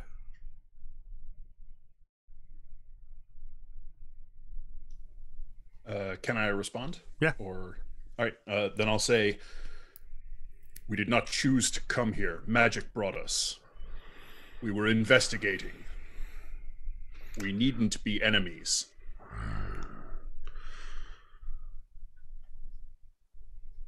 Magic. Her magic. And he turns and he spits when he says that. Possibly. Who do you mean? The snow god. That is she like... favors the remnants of the bear tribe.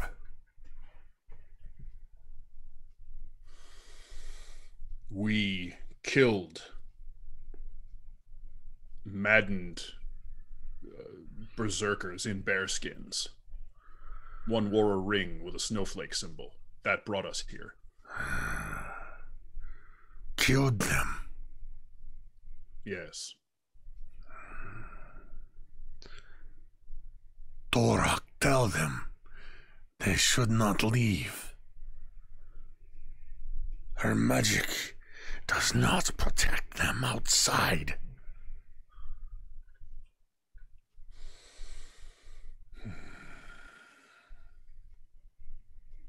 If you killed them, if they are dead. He kind of looks around, and suddenly he reaches up and he pulls off the bloody apron and he throws it on the ground. If they are dead, Thorak is free. They are extremely dead, and if you wish to go, then go. What is her magic protecting these dragons? Yes. As long as her fire burns, they cannot die. Though no one sees it, almost as if in... Actually, Talmud and Thorgarn make perception checks real quick. I'll go ahead and roll that perception for Talmud with the character sheet. Yeah, Talmud doesn't see Jack. It's a 9. I'm not expecting much to go here. It's a 9 over here as well. Nobody sees it, but cinematically, as Torak says this, that they cannot die, the dead dragon at Talmud and Thorgarn's feet, its eye opens. Shit.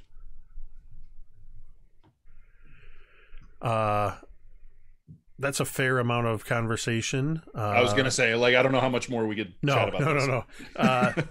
That's but Torak also just kind of looks in the direction of where everybody is. But then he looks at you, Drown, and he says, "Come." And he is going to move to the southwestern passage where you saw the blue glow coming from. Blue flickering flame? Yep. Yeah. All right. And Awesome. he motions for you to follow him. So that's going to be his turn. Make me a Talmud, Thorgarn for Talmud. Make me a... I'm going to say make me a dexterity saving throw, but he doesn't get the instinct because he failed the perception check. He's not seeing this coming. All right, so it's a 10 on the die if it's a saving throw. We're fighting next to each other, so he gets an additional +1. That is not enough, as Talmud goes reeling back, crashes into you as the dragon suddenly rears its head up. That is a 5 on the recharge. As the dragon rears its head up, and the dragon that you thought was dead a moment ago suddenly exhales at you and Talmud. Go ahead and make con saves. Talmud is a +9 because he's right next to you. Okay. So 19 on the die for me, so 28. It's 18 total for him, which I'm going to spend a domain die and roll again. It's a 14 on the reroll, so a total of 23 for him. Okay. So you do save, which reduces it to 16, and you both have things that reduce it further. So you'll both only take 8 points of cold damage from this dragon. As it's spraying you with this cold, there is frozen, crystallized.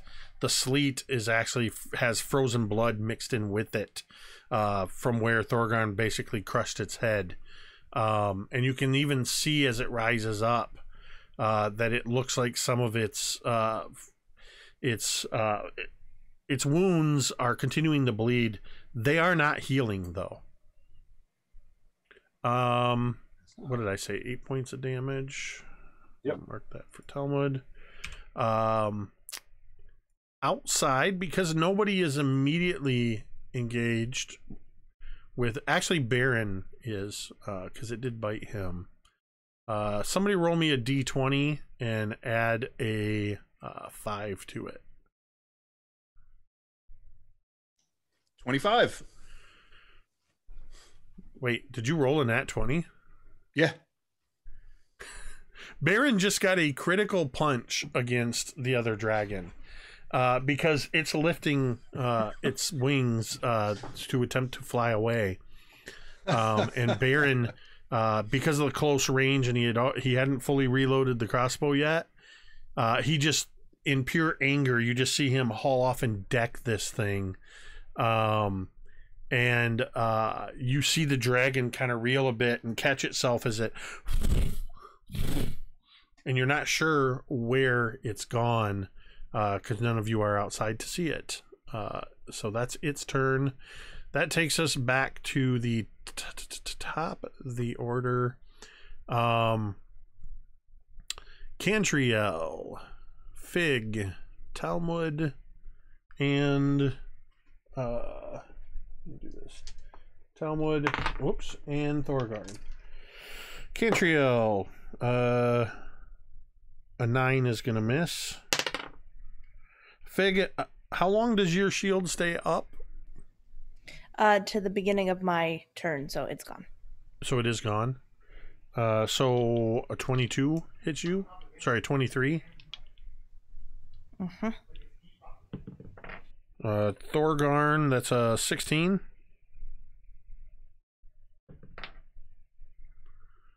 Is that a miss or a hit? I think it's a miss, right? Sorry, I forgot I was muted. 16 is a miss. 2 I've been fighting gives me an extra. Talmud has a 17, which I rolled on the die, so Talmud will get hit with a 22. So Fig and Talmud.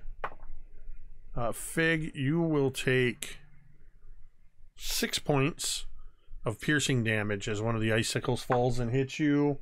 Talmud is going to take 8 as one hits him. That's weird. I think all 3 rounds of damage Talmud has taken, they've been 8. And then now it's back to the top of the order, and Thorgarn, it is your turn. Right. So obviously this thing went down. I'm not raging, so I'm more clear-headed than my cousin. If Chardalyn is done some crazy things and we see Chardalyn's spines in his back, can I attempt to knock the Chardalyn out with my Warhammers? Yeah, I'll allow that. It's going to be... Do you want athletics? Do you want just straight strength? Do you want attack rolls? What are you looking for here? I will have you make your regular attack rolls, but at disadvantage. Sure.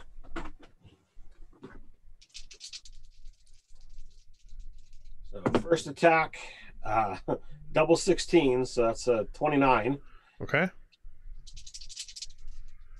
Second attack, I paid for it there. That's a natural 1. A 1 and a 2, if it makes a difference. And then third attack with the offhand. Cantriel's going to strain her arm. V's going to strain her arm, pointing at domain dice. Okay, I will re-roll. All right. That is a 16 and a 10 so on the second attack roll, turning that natural 1 into a 22. So 2 hits or 3 hits? I got an 18, a 22, and a 29. Yep, they're all hit. All right. So roll your damage, and as you strike, you do knock pieces of Chardalyn loose.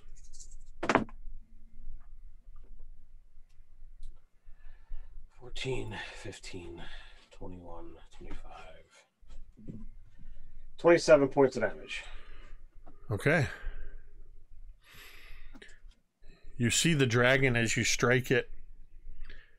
New wounds opening up. Blood flowing from where you strike these Chardalyn pieces that are embedded in its flesh. And it staggers, but refuses to fall. You cannot kill me in my own home.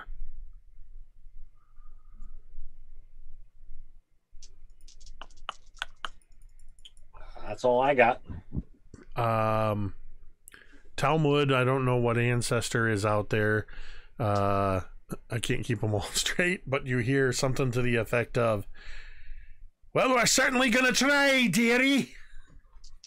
As he makes a couple more rage-filled attacks. That's another natural 20. So it's a 26 and a 33. So what you're noticing as Talmud is putting the biggest amount of damage on this thing, his strikes are true. in this, you see as he actually breaks this thing's jaw, smashes in part of its skull, and it will not die. Wow.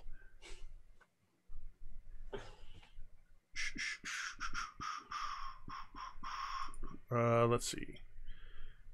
So is there a can I make an insight roll, or can either of us make an insight roll here? Sure. What are you trying to? I just I don't know, see if there's any way to figure out what this is, what's going on here. Yeah, go ahead. Make insight. I'll roll on the sheet here for Talmud. All right, that's a dirty 20 for Thorgarn. 15 for Talmud.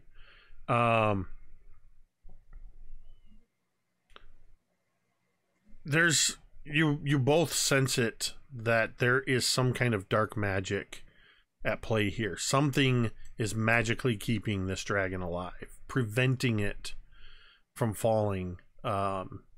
You have seen, all of you have seen and fought undead before. You've seen that undead have this fortitude that sometimes that you knock them down and they get right back up again, but usually when you knock them down again, they stay down. Right. This is something other than undeath. It's something unnatural, that's for sure.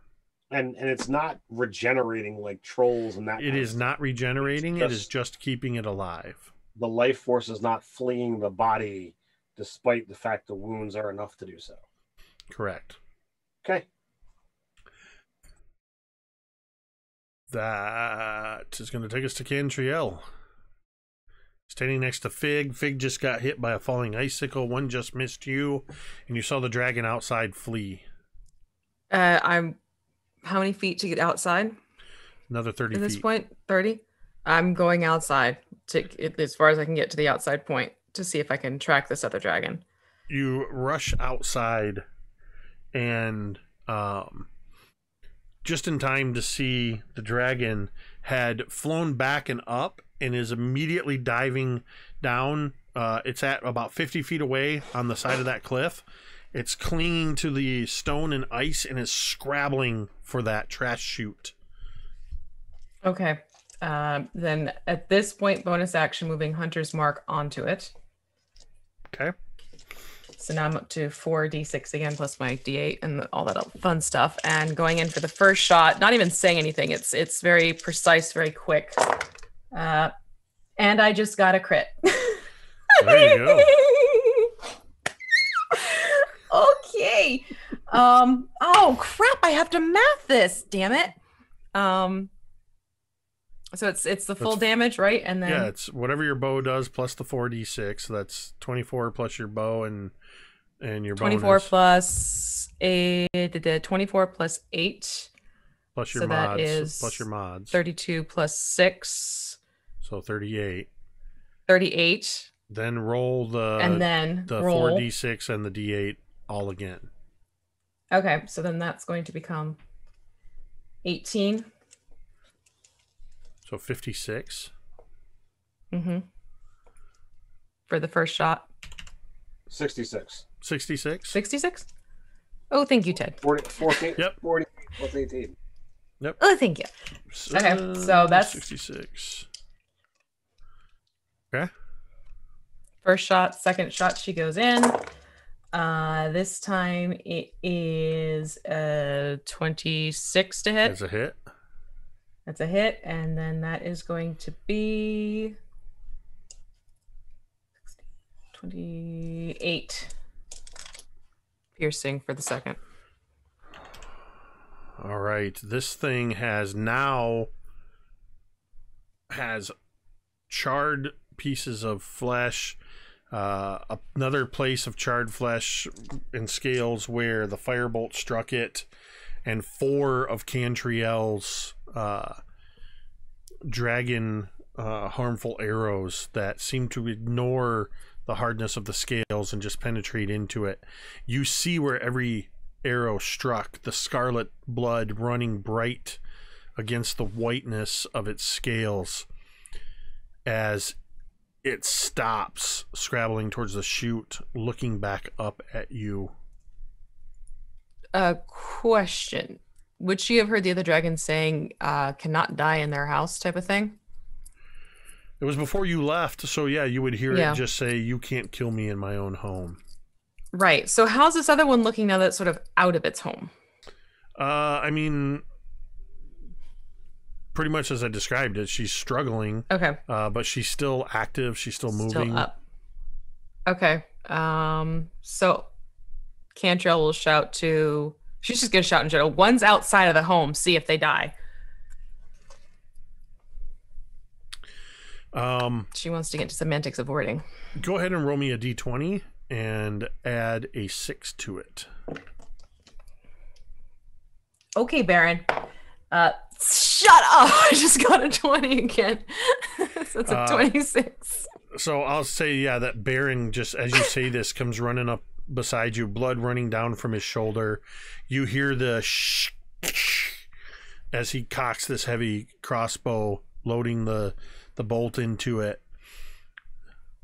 Don't worry, I'll shoot that bitch. And you just camera Skyrim kill cam. Well, we don't know if it's a kill, but crit cam, arrow flying, striking this dragon. Though it's not a dragon hating shot like yours, it's a crit. So that's going to be 12 points of damage right off the top. So roll me a d8 to add to that 12. That's a 4. Okay, so 16 points.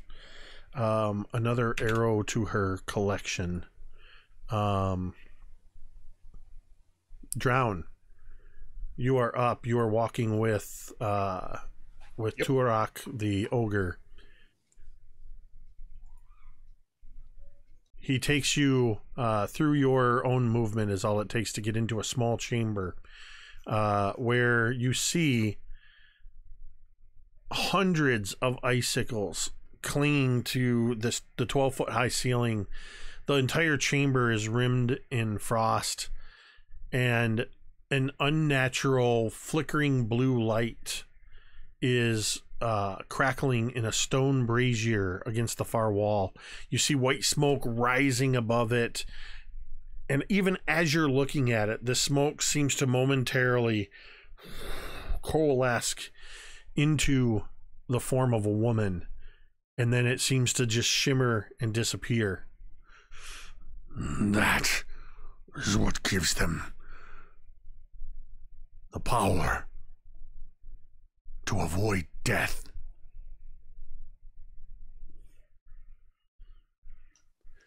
Do you know if there's some special way it must be doused?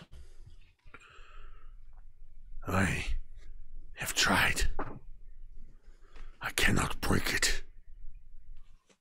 I cannot move it. I cannot put it out with water. Its magic is beyond me. Well, I guess the first thing I will attempt is targeting it with a Dispel Magic.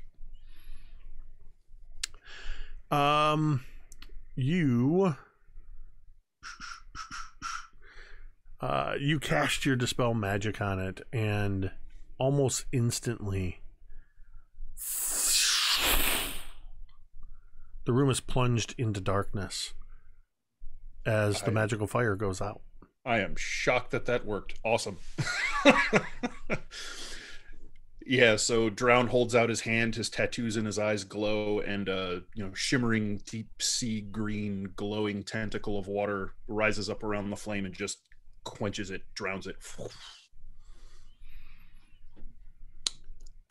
That's in the that's my turn. moment where you quench the flame, it's a split second, but you clearly clearly see, even though I can't clearly say, you see the horned owl figure that you are familiar as the form of Auriel, the Frostmaiden, for just an instant. Like, imagine it appears in your mind's eye like Sauron's eye, and then it's gone. Out in the other room, you hear a gurgling sound. Thorgarn and Talmud and even Fig, you hear this gurgling coming from the dragon as it staggers forward. Its broken jaw, it tries speaking. And it slumps against the wall, and it doesn't even fall all the way. It just slumps up against the wall. And you hear this exhalation of its last breath. Cantriel and Baron outside, you see the white dragon on the side of this cliff suddenly jerk its head towards the cave, and it cries out in common, "Brother!" And there's a scrabbling up the side of the mountain. Its wings already struggling, and it's flying straight up into the night sky. You and Baron can take an opportunity attack as it's fleeing the battlefield. I was going to say, do we get an opportunity attack with that one? I will allow it because it's fleeing the battlefield.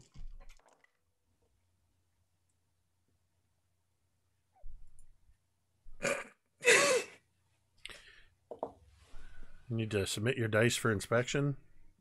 I rolled 3 crits, 4 crits. I was gonna say it's not for you. Just rolled. I was gonna say. I already saw Dan about doing a spit take on that one. Let it ride. Let it ride. I gotta say, it's a set I got to coordinate. Was that you or Baron so that this got is the crit? perfectly appropriate. That was me. Oh, Baron. Let's get a Baron.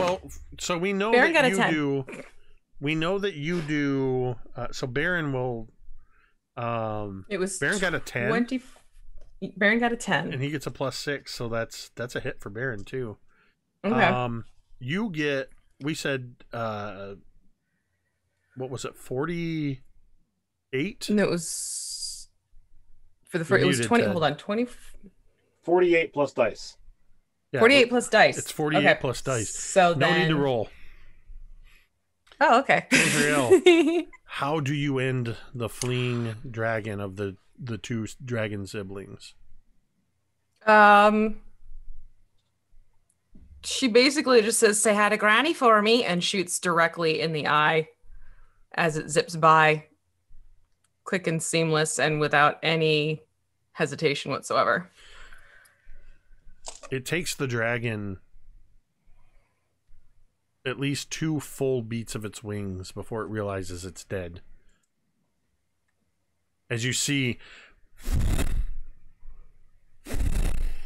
and it continues with the speed it had gained for another flying upward for about another almost 60 feet, and it seems to hang frozen almost in time in the air for just a moment, and then it comes crashing down, falling over 100 feet, crashing against the side of the cliff and falling down into the refuse below. As its lifeless body comes to rest, Baron shoots his crossbow into its dead body. Just making sure. And you are all out of combat at this point.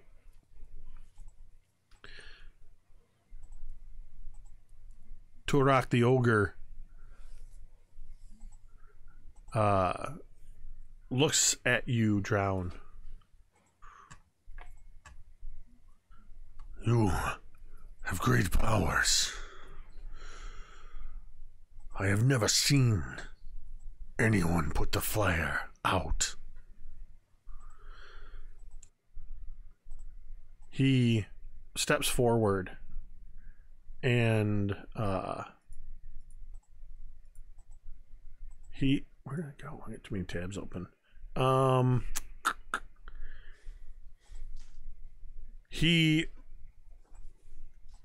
reaches over to the brazier, and he squats down in front of it, wraps his arms around it, and he begins to strain as he's trying to pull it. You can see that this brazier seems to actually be formed up out of the ground. It's not even just something that's sitting there.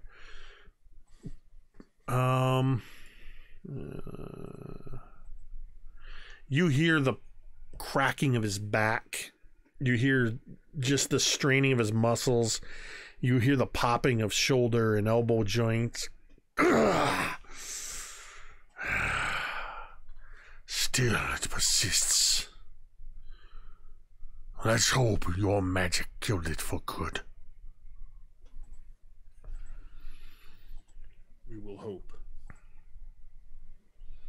Thank you for your wisdom.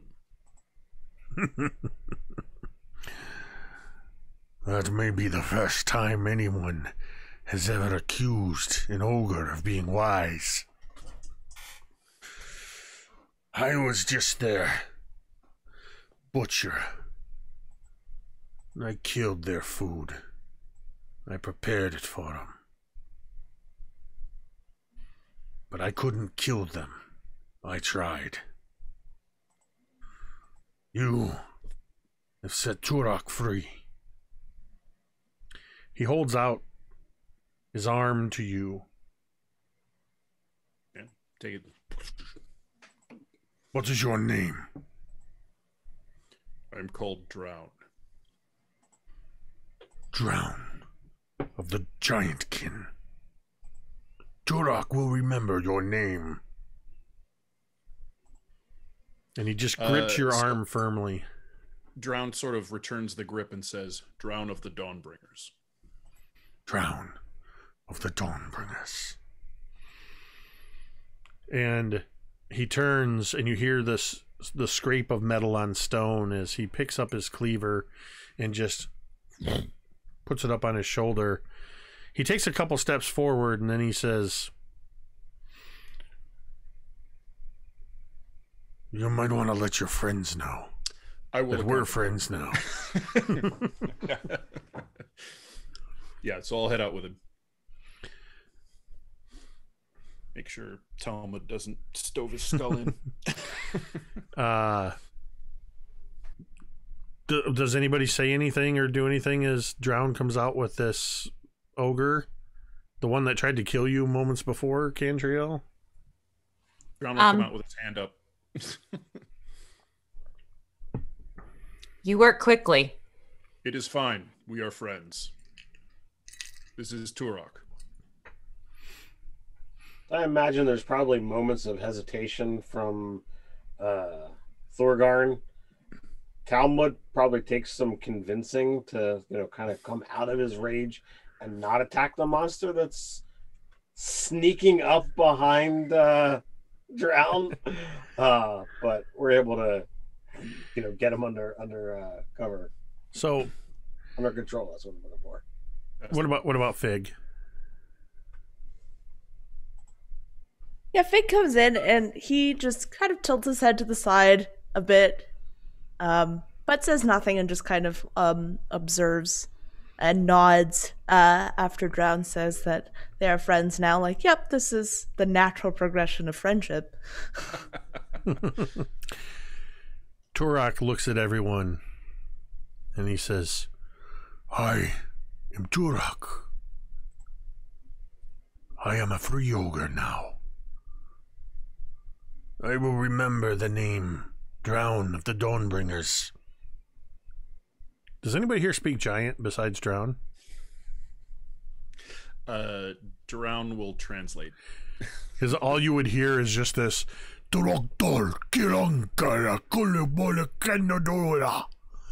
as it's just this heavy guttural, at times sounds like stones grinding against one another. This language. I checked. Talmud doesn't speak giant either. Drown will interpret. And unless anybody stops him, Thorak is going to leave. Well, he knew about the torch. Is there anything else that he knows of that can be helpful? He looks to you, Drown. He points to the southeast, or to the southern room, the entrance. The dragons layered there. Are there any other threats here beyond the dragons? Not if you killed the tribe already.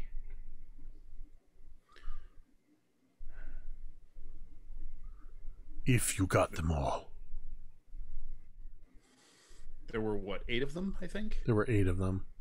Eight barbarians and 2 wolves. We slew 8. That does not sound like an entire tribe. I don't know numbers. Right. Fair enough. 1, 2, more than 2. No more than 2. So, Thorak would leave. Yep. I imagine just this look on Baron's face as he's sort of sitting there. Hermes probably going into natural healer mode, trying to dress up his wounds, and they just watch. It's kind of like in Game of Thrones when the big giant walked by, as this big ogre just walked by, just looking down at them, and continues walking down the icy path. Would you all, or should I say, who would go check out where the dragons laired? I know Talmud's going to count himself in that number. It's a small space, actually. It looks a lot like the two dragons were they layered close to one another. They appeared to be to have, from their own conversations, to have been brother and sister. This room is not very big. It's cozy by, I guess, Dragon Wormling standards.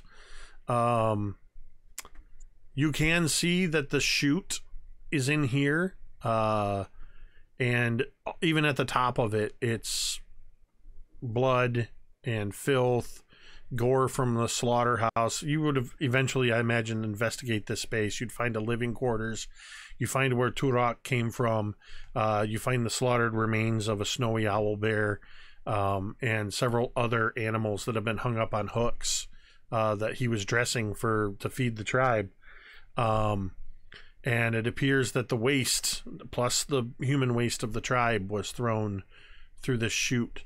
But inside this chamber, you find a rather small horde. These dragons appear to have been hatched and raised by these barbarians.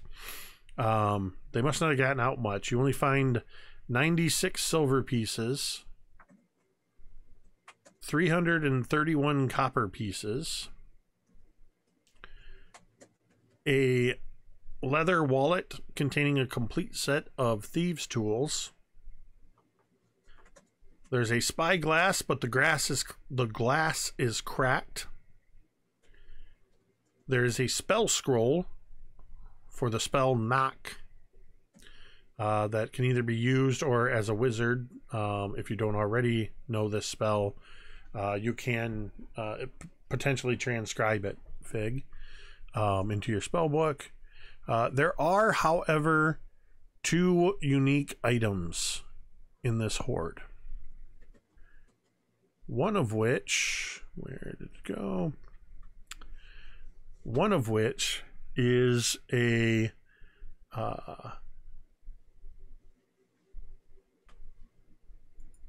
staff. Come on.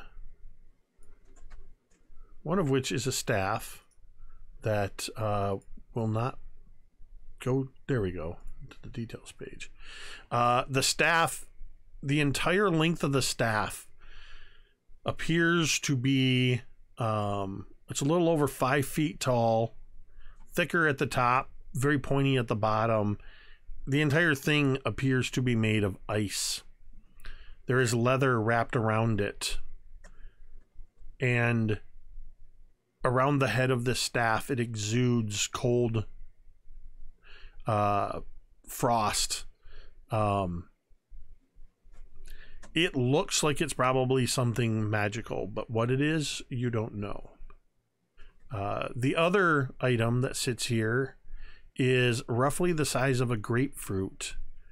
It actually almost looks unremarkable. It is a tightly wound band of almost rusty looking iron rings that seem to be interlocked.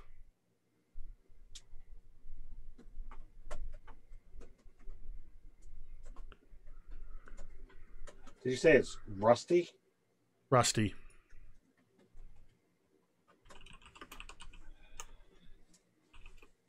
I'll if no one is rushing to get out of here, I'll ritual cast detect magic. Okay. On both items? It would affect the area. Okay. So the staff is a staff of frost.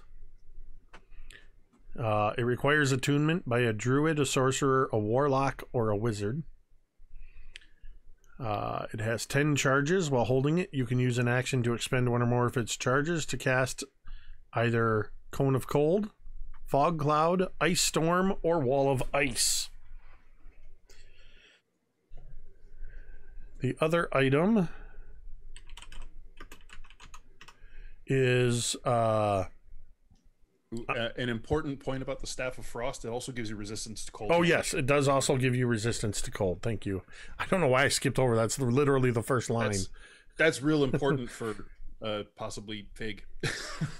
The other item, I'm going with its formal name because this item I have included now, I believe, in every campaign I've ever run, because it was my first ever magic item in 2nd edition D&D that my character had.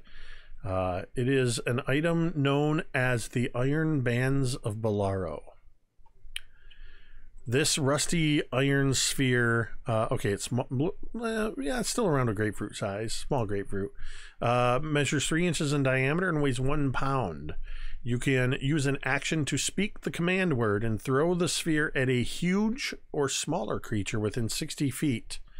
As it moves through the air, it opens up into a tangle of metal bands.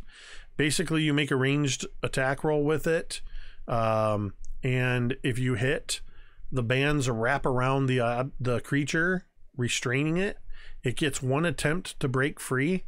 If it does so, it destroys the item, but if it doesn't, it is restrained for 24 hours. So you have a wondrous item and a very rare item that you have found on top of everything else. How long would you stay here? So one thing I want to do after we check those things out, I want to say to Thorgarn, while your spell persists, come with me, please. And I want to lead him to the fire to see if there's any lingering magic. Excellent. So just to be fair, I would have detect magic, and then I could have identified either or both. It would take time to do so. That's fine. That's fine. What's the does it take the full casting for each one? Yeah, I would have to detect magic persists, but identify you do right. each time. So it's by the time you've gone through, found this stuff and everything, we'll say roughly 30 or 40 minutes have gone by. That's good. Right. We could just say it's a short rest. Well, unless there's something going on. Yeah, 30 or 40 minutes have gone by when Drown takes you to the source of the fire. Okay. And using your detect magic, you get a very powerful sense of abjuration magic coming from it. Crap. Even with it dispelled. So the magic is still coming off of it. So I would imagine that it's gonna reset. Likely a temporary measure at best. So Turok was trying to move the basin, and you said it's like a stone brazier that's just sort of fashioned out of the ground itself. Like, yeah, it doesn't look like a brazier that was put in there as a specific item. It looks like it was magically formed, shaped from the stone of the ground into this basin. Okay. I'm going to take my Staff of the Sea magic weapon and just frickin' baseball bat this thing to see if I can put a dent in it. As I have often said in my games as a way of description, if you've ever hit a telephone pole with a baseball bat, don't ask me why we know what that feels like, but we do. It hurts. That's what it feels like. You feel the reverberation all the way up into your shoulders, and it has no effect. Right back up the staff. What are you doing?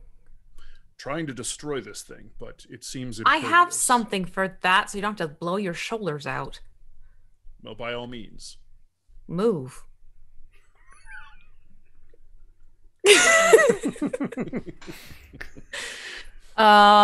Okay, so Cantriel will cast Shatter on it at 4th level, so it'll be 5d8 damage.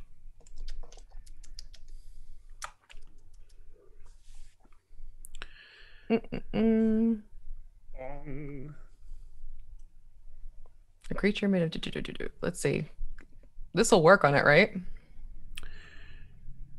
I won't make you roll the damage, but you do cast the spell and expend the slot, and you manage to shatter the frost that was formed on the outer edge of the basin. The basin itself is not destroyed. The stone still remains. This is not good. Does anyone have any power to manipulate stone?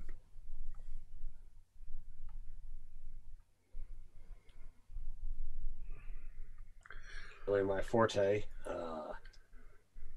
Can we extract it from the area and move it? It is one piece with the floor. Is it though? Drown looks at it, looks back up. Yes. I got to imagine at some point in here, Talmud would go full Gimli and just come in charging and say, I've got just the thing. And he's going to get the same treatment that the thing Drown is got. To hit it with a hammer. Yes, good. I thought for sure that would work.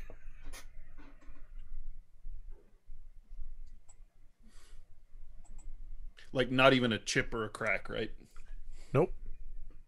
You between hitting it and the magic against it, you have completely freed all of the ice and frost that was on it. Nice.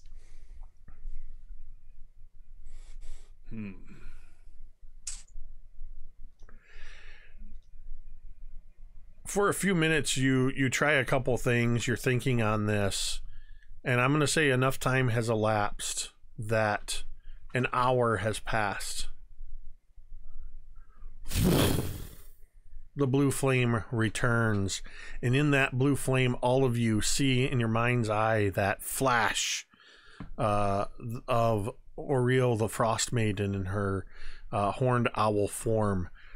You also see, for a moment, the smoke rising up freshly from the fire takes the shape of a woman who turns with her arms crossed and just cocks her head at you before vanishing.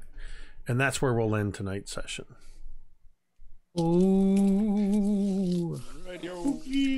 All right. Well, tonight's session was brought to you by last week's bad survival roll.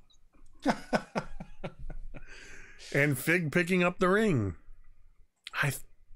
I thought someone was gonna pick up the ring. It was gonna happen. Yeah. I thought for a moment there I could get at least one dragon to escape. These dragons, these white dragons, are not known for their smarts to begin with, but I will add one little bit of piece of information, as you guys had spent enough time here and sort of looked around, poked around, that probably Fig and Cantriel in particular would have been able to determine, looking at the eggshells in those cells, that these dragons were maybe 3 years old. You killed baby dragons. They were dragons raised by berserkers. So we tried to give them an out, but they weren't having it. No, they were not. They were not. So that was it. That was Cave of the Bear Clan, episode 17. Nope, there's nothing going on tomorrow. So yeah. We do have coming up, as I mentioned before, we have coming up in May our brand new series, Scribes and Scrolls, the Candlekeep Mysteries. Please do head over to MTD_Jake on Twitter.